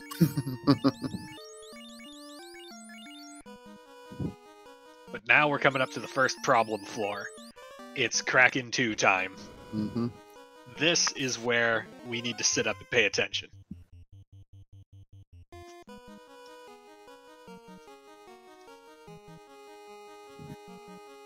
Going to do a little bit of healing. That looks at 75 heal pots. So we're doing really good on heal pots for this point in the Topher dive. And in we go. We're going to ruse fast the black belt.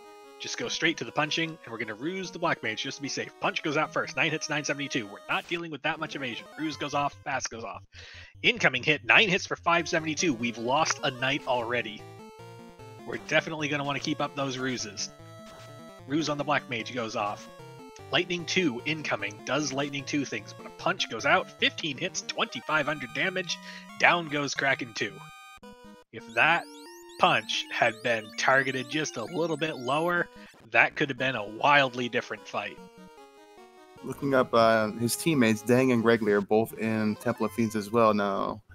Okay, I see what Dang's doing. I saw both of his knights taking a nap, and I couldn't figure out why. He's not spending any resources till he gets the. He's just having them cast fast and die. that I guess makes sense.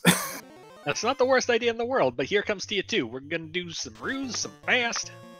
Some punch and some ruse. Fast goes off first. Outgoing punch. 18 hits, that looked like 2,200 damage. Tia 2 still there. Incoming fire 2. That's not the spell Tia needed to cast to present itself as a threat. Everyone punches. Black belt swing. 5 hits for 309. Incoming nuke. Tia found the spell list. Everyone survives, some barely. 4 hits for damage out of night 1. 6 hits, 283 out of night 2. Punch. 15 hits, 2,277. Down goes Tia 2. Break out the band-aids.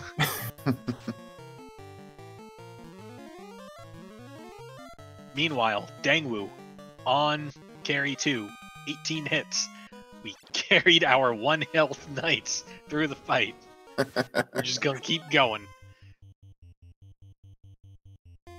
So, Jat is moving on to Chaos. Dang 2 floors behind that. Greg 2 floors behind that. Meanwhile, Team D&D&D looking for shards still. Where are we on shard count? I missed how many Darkmoon had. I think Darkmoon was around 24. Maybe Jat. 8. Jat first up to Chaos. Ruse Stick. Fast Cast. Punch and Ruse. Ruse goes off. Paunch. 4 hits for 582. 4 is a very notable number there. Ruse goes off. Incoming Punch. Knight survives, but it won't take another one of those hits. We're looking at our options. We're going to start with Temper Casts. We're going to double temper this black belt. We're going to punch. A little bit more Ruse going off. Temper goes off. Ruse goes off. Paunch. 12 hits for 3,100 damage. Chaos still there. We've done about 3,600 so far. 4K is the minimum. 6K is the minimum. Incoming Lightning 2. Does Lightning 2 things. We're on weight strats with a Paunch. 8 hits for 1940. Chaos still there.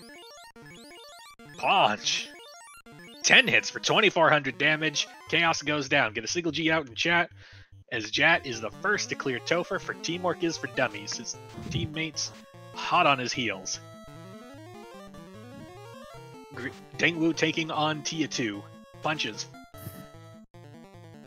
1,700 and 1,400. Tia 2 still there. Gregory through Carry 2. But another punch, and down goes Tia 2. Dengwu on to Chaos.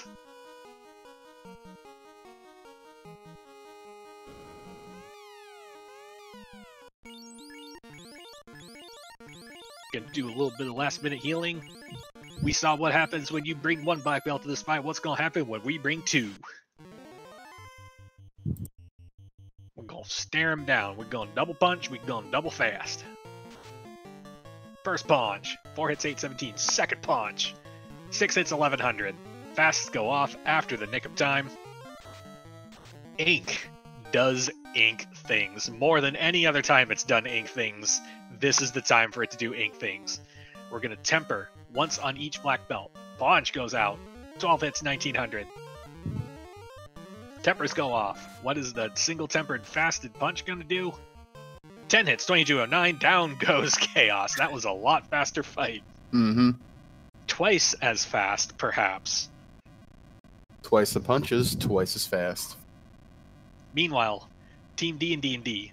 We almost had 3 Tias on the screen at one point, but one of them is double the rest of them, as Gregory Puff taking on Tia 2, Darkmoon and Dwight through Tia 1 to get some easy shards, DVS on Warmech to get the free shard pinata that it guards. Tia 2 fighting back against Gregory Puff. Down goes one Knight. Big punch, 16 hits, 2,800 damage. Down goes Tia 2. The final member of Teamwork is for Dummies is on to Chaos.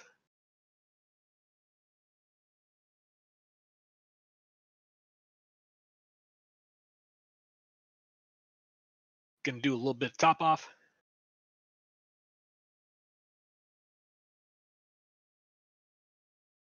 And here we go. We're gonna do lock strats. No, we're gonna do fast strats. And we're gonna wall the black belt.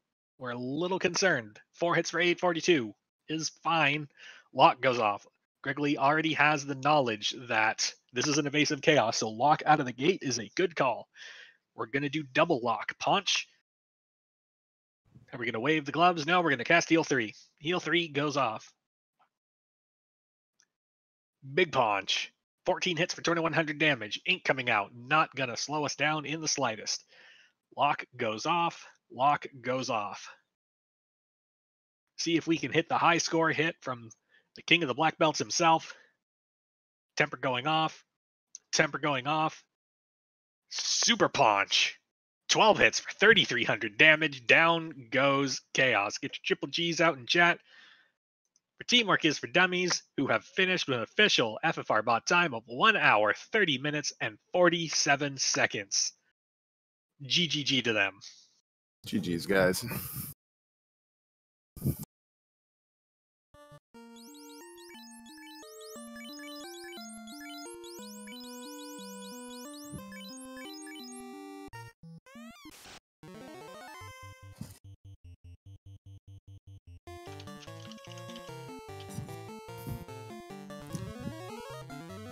So While that was going on, Dark Moon gets his final shards and takes his Topher dive as DVS is working on that war mech, and Dwight's looking to pick up his last few shards as well.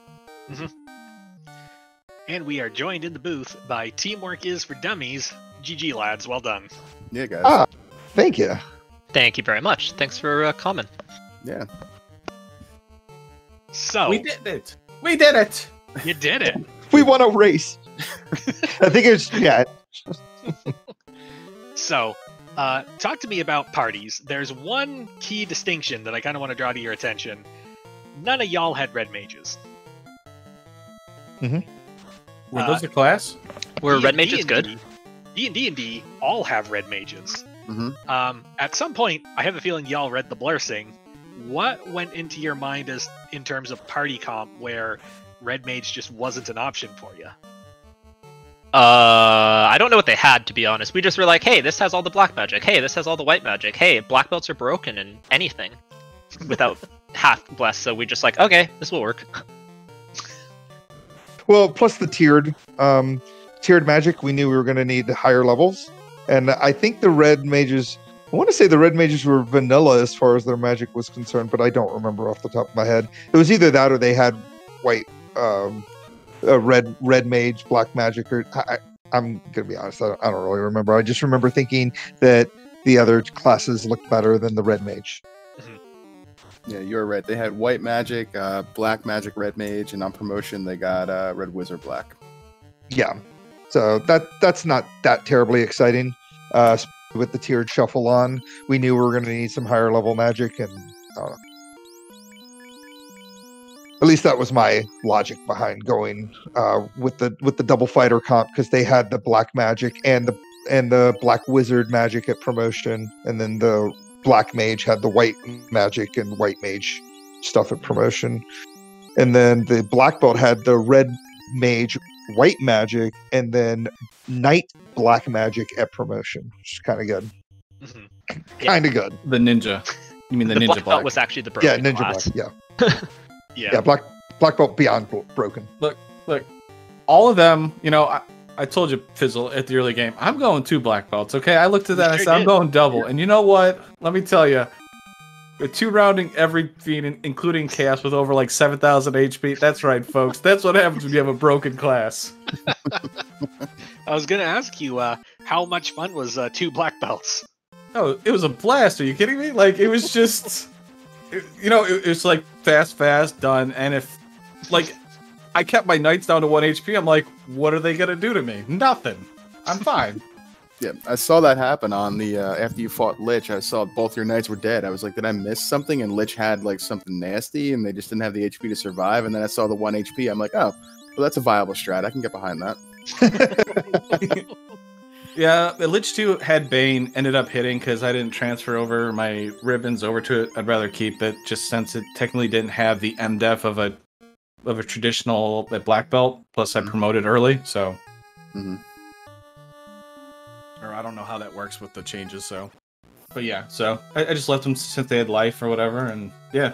I mean, the unnerfed, or yeah, whatever you want to call it, the vanilla BB experience, as we kind of talked about, was, I mean, their punches are always good. They are the neutral, always good to attack things with. Mm-hmm. And, that's what it did. The 20 hits, and we're critting almost near 100% of the time. Let's go.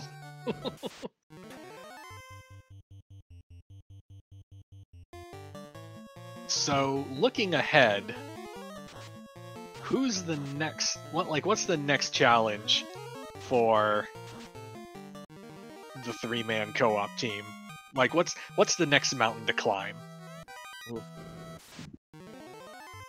We gotta look at the old what's it called? The old rankings here.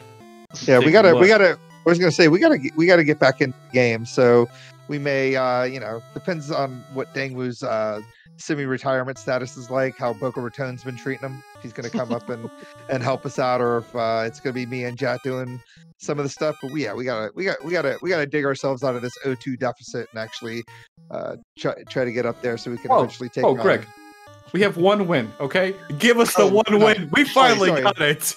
I figured 3v3 versus 2v2 was its own different thing. We have to get Caleb in here to give us the rundown, see if this was actually part of our win-loss record or not. I actually have the Darn standings it. pulled up right here. You guys are going to be leapfrogging team D&D, I believe. Since you beat him, you'll be the number 2 contender, right behind who's in front. Oh wait, that's us. Sorry. Yeah. So that means that all we have to do is wait for either you guys to win or lose, and then we'll just be the number 1 contenders just for showing up. So I like how you assume we're only capable of those 2 things, and we won't find a third option. We're gonna somehow tie.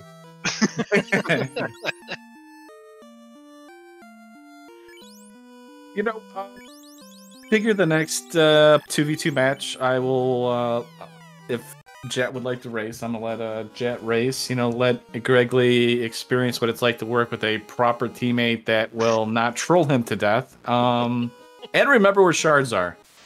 Mhm. We actually did really good. I felt like when we were all 3 of us talking, I felt pretty confident that we were taking decent enough notes and remembering where things were, and felt pretty good about our routing and clearing stuff, and not following each other into certain places unnecessarily. Yeah, the 3 of you kind of entered just like in quick succession, but I want to interrupt one moment. Dwight Desitel, hero of the people, is checking the Mazza chest. What is the legendary treasure from 2,000 years in the past? It's like $2. I almost He's the hero suggested, we needed. I almost suggested Jet full clear Topher just because he went in ahead of us, but But we've got Dark Moon pulling Chaos. Here we go. What are we going to open with? We're staring at that Arab shirt. We're going to go with an Arab shirt. We're a little bit worried about insta-kills. We're going to fast our fighter, and then we're going to fast our black belt. Black belt's going to do some ruse stuff. Lightning 2 comes out, does Lightning 2 things. Fast goes off on the black belt. Black belt also gets some evasion. Arab goes off. No crack for us. No thank you, sir. Fast goes off on the fighter. We're going to be doing 2 melee strats, but not the 2 melee we've seen previously. What are we doing next? We're going to chug some heal pots. A little bit of Bane. Or maybe some fast. We're going to fast the red mage. We're going to have 3 melee going. We're going to swing our Mazza +5, and then we're going to do some more ruses. Ruse goes off. Fast goes off. We're going to do a test swing. As our black mage gets meleeed for 164 test swing, 7 hits, 869. That seems pretty really good. That seems like a lot less evasion problems than we've seen previously.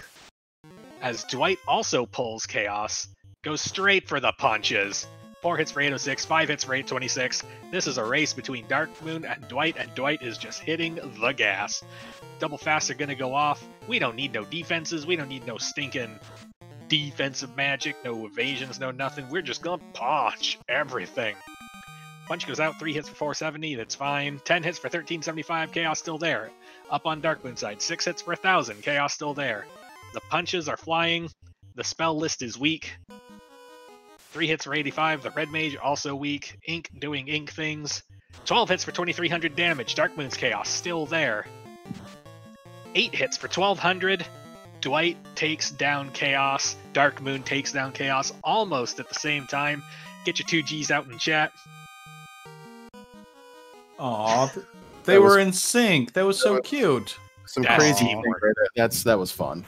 it's like they really held hands together while they were coming through that chaos battle. It was adorable. It was adorable. Just gonna point out something real quick too. DVS checking the 2 chests on the loot rock floor found a 3rd ruse item. So there were 3 ruse items in the game tonight. Mm-hmm. Yeah, that was actually the first one I found, so it was kind of nice, although, level 1 spell charges were not at a premium here. Mm-hmm. We had ruse at level 1, the old vanilla ruse. Yep. Wasn't too bad. There was But also, just an infinite supply of... Apparently item magic shuffle was just shuffle everything to ruse. It really did too. Yeah, that tiered magic, man, sometimes it just does not work in your favor. Mhm. It's hard with Fire 2 and everything's hitting 4 hits for 100 damage in the early game. I was incredibly happy we had Fire 2. That would have been miserable without it. Oh my gosh. Look, all you needed was a little bit of luck and a little initiative against the vampires, like what I got to instantly jump up to level 6 within the first like couple minutes of the game, Gregory. Okay? Yeah, that's all you needed. I wiped like 3 times. I'm like, where was that vampire pack that I had to go down a floor to kill just so I can get some levels? Oh, okay. And this carry is giving Davis the business here. Quick punch for 600 damage. We're good to go. That black belt's level 47. No, wait. Black belt's not 47. Black belt's 38. Man, look at all that magic he has. Hey, all you need is ruse, life, and cure. That's all. True. We're talking about white mages, right? Yeah. Yeah, white magic was it was ruse, life, and that was it.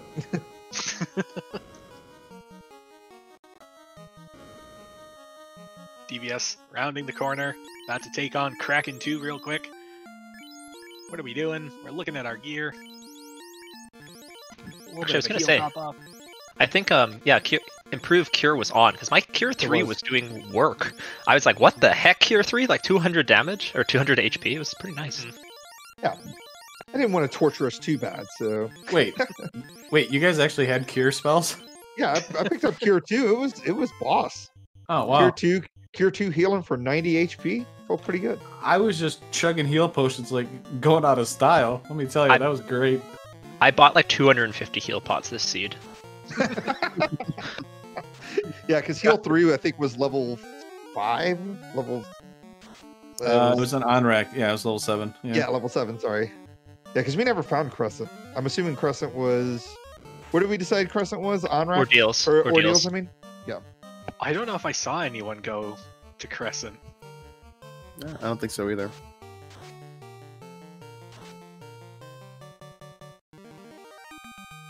Yeah, the red mage was a little rough because it only had access to 1 spells, and it was, I think, white magic only or something. Oof. Yeah. Let me look. Yeah, it had red. Right, it had red mage black, and then red wizard black only. Yikes. Hmm. But it had an MDef of the black belt. Well, that's good. Okay.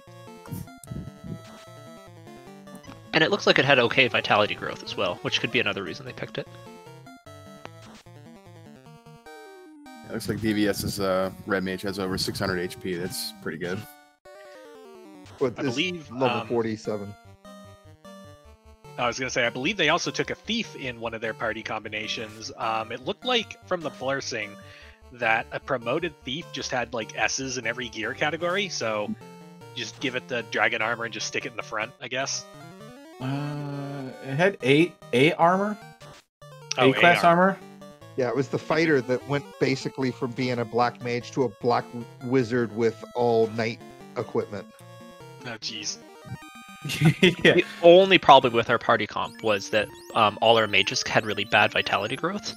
But like that's counteracted just by hitting level like 30 or whatever, right? And then you're totally fine. And EXP per shard, like EXP was so good, plus 100% per 8 shards. So, yeah. Well, I mean, the knight was busted because it had S-class armor, and then it learns knight the white magic on top of it. On top of the black wizard, black mage wizard spells, yeah. So it just did everything, and it had S-class luck, so it was like amazing for early game running. Yeah. All right, we're coming up to the last chaos fight. Luffy, you want to take this one? Yeah, sure, I'll take this one right here. So DVS gonna spend his last few heal pots.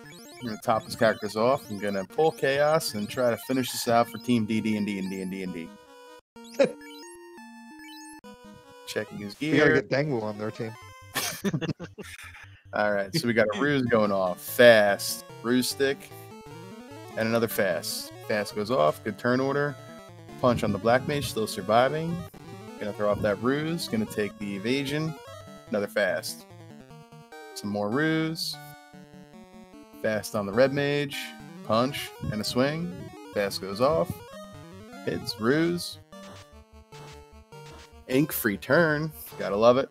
Swing by the Massa, 7 hits, 276. Got to do a little more damage than that. 10 hits, 1100 by the Black Belt, looking pretty good.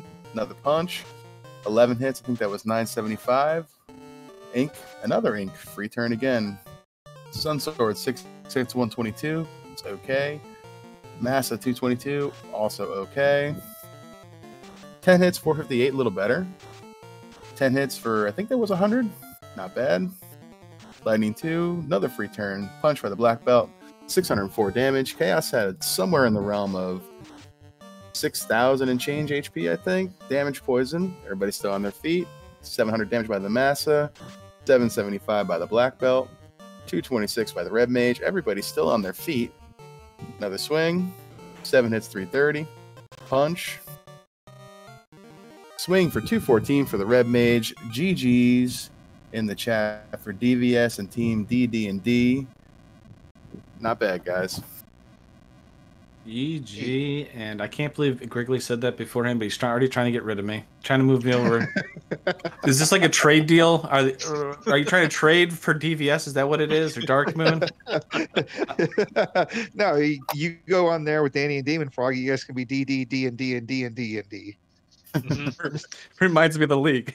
The DMV or the D&D, the DMV or something like that he came up with.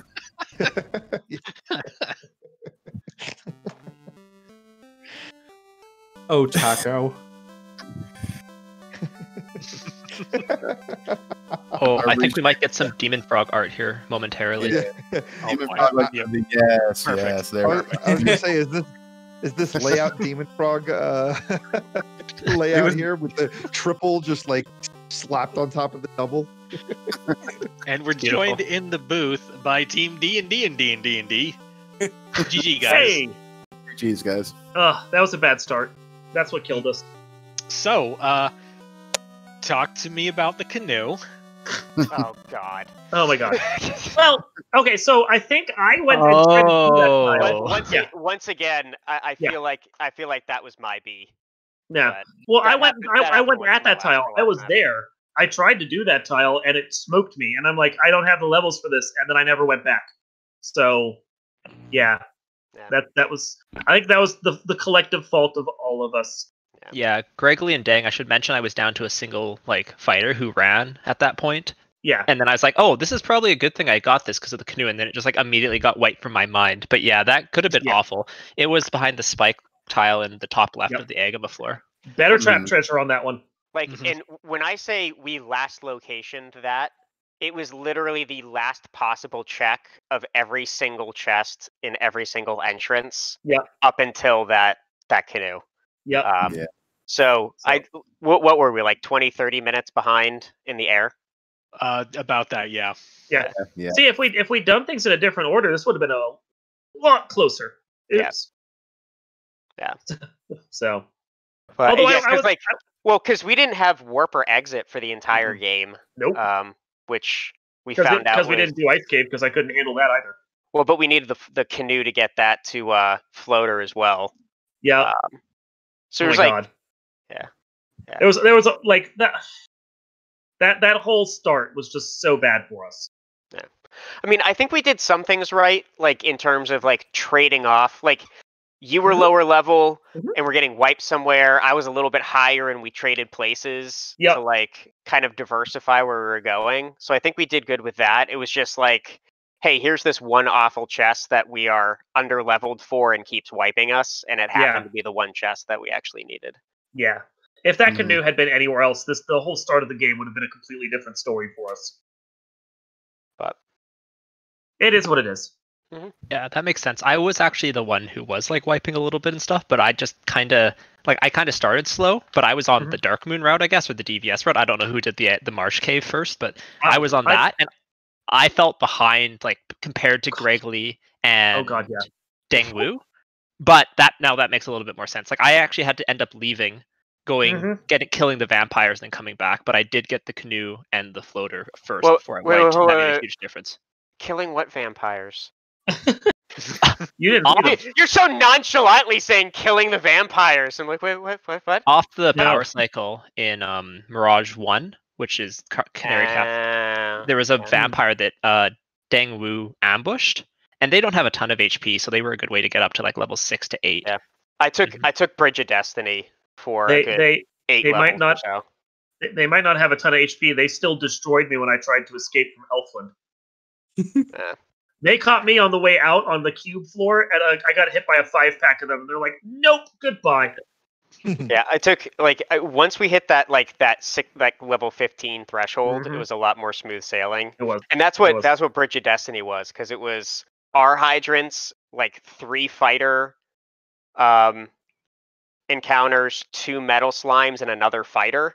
Yep. And it was just like, all right, here, have all of the levels you need at pretty low resource management or requirements. And then there was still just like the Gasties with Thunder at the Marsh Trap. Oh, I never saw that. Hiding. I ran away from 2 ribbons. Oh, you got to run away? Yeah, first thing. Yeah. Hey, that's what bringing the 2 fighters was all about, because they had like S luck, so they were running away from everything. Yeah. Did you guys all take the same comp, or was it different between? Dangwu brought we 2 thought we took the same comp. Yeah. We had talked about taking the same comp. We had all decided that we were taking a black belt, a black mage, and 2 fighters. But halfway through the game, Dang's like, I don't have a black belt or black mage. And I was like, what do you mean? He's like, I brought 2 black belts. We did the same thing. So we were like, we're gonna take the same party. And they were like, yeah, I'm going to take this. And then I was like, well, I'm taking 2 black belts because I want Topher to be really easy. And it was. Yeah. What'd you guys grind on? Gershark Big Eyes, but it was real slow.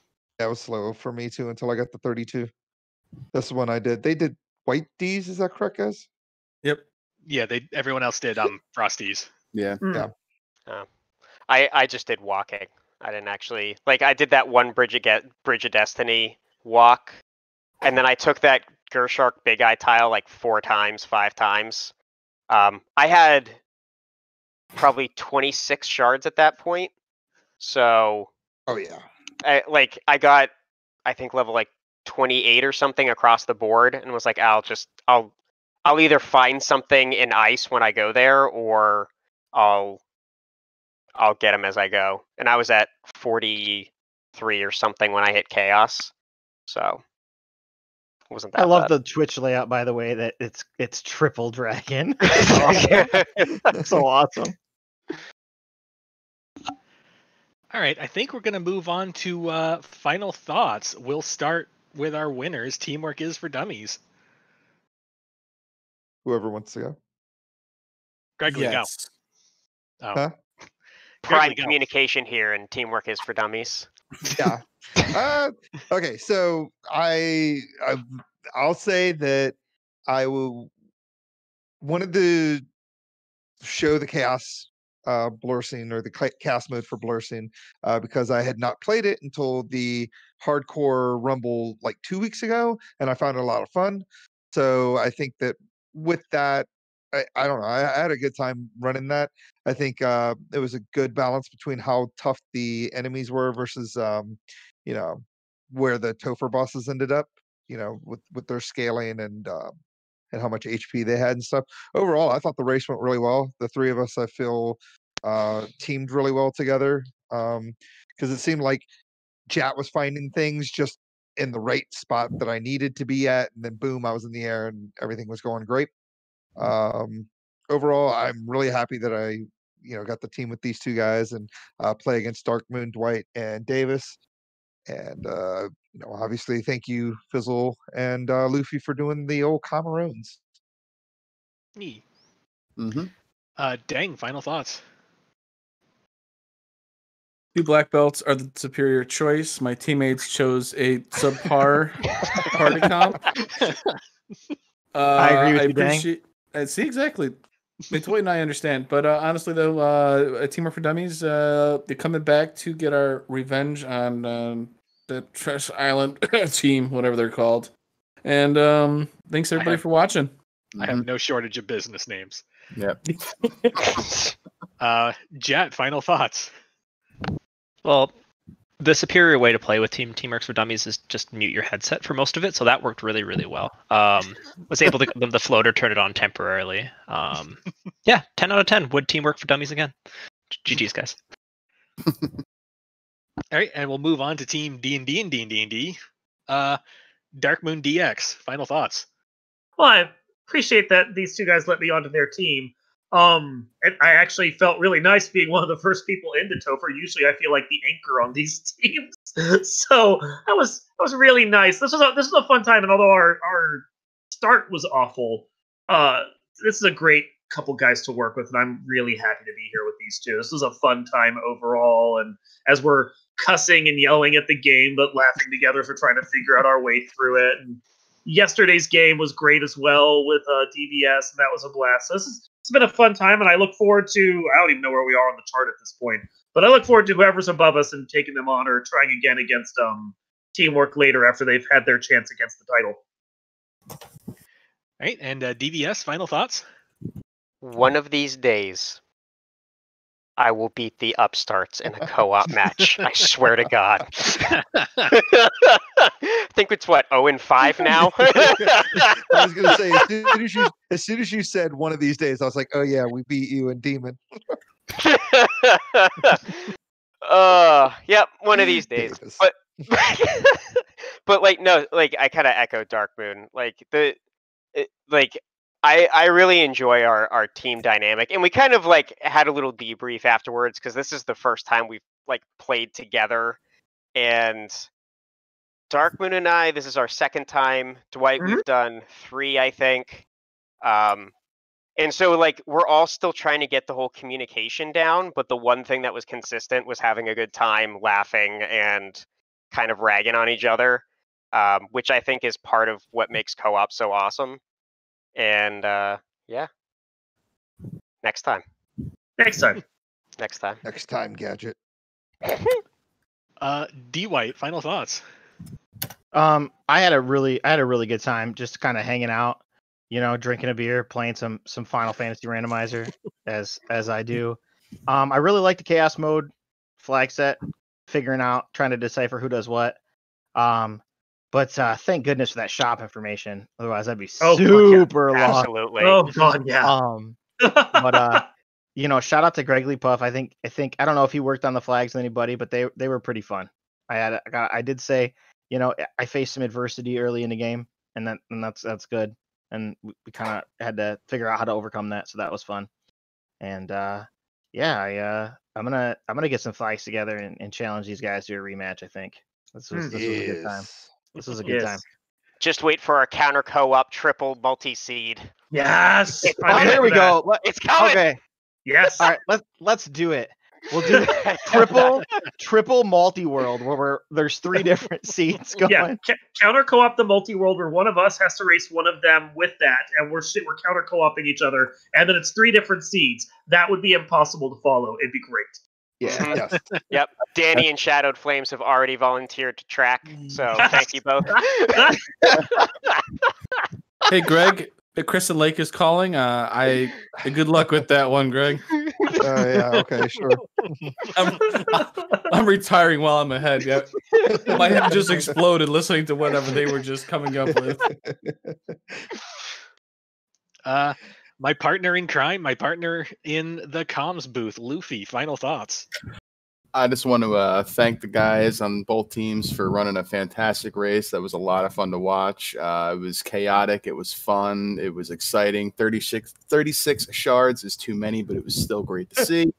So, and in all fairness, Dang did tell you he was taking 2 black belts when we came in to do pre-race interviews. So, I mean, it's not his fault you guys didn't listen. So, Story of their teamwork.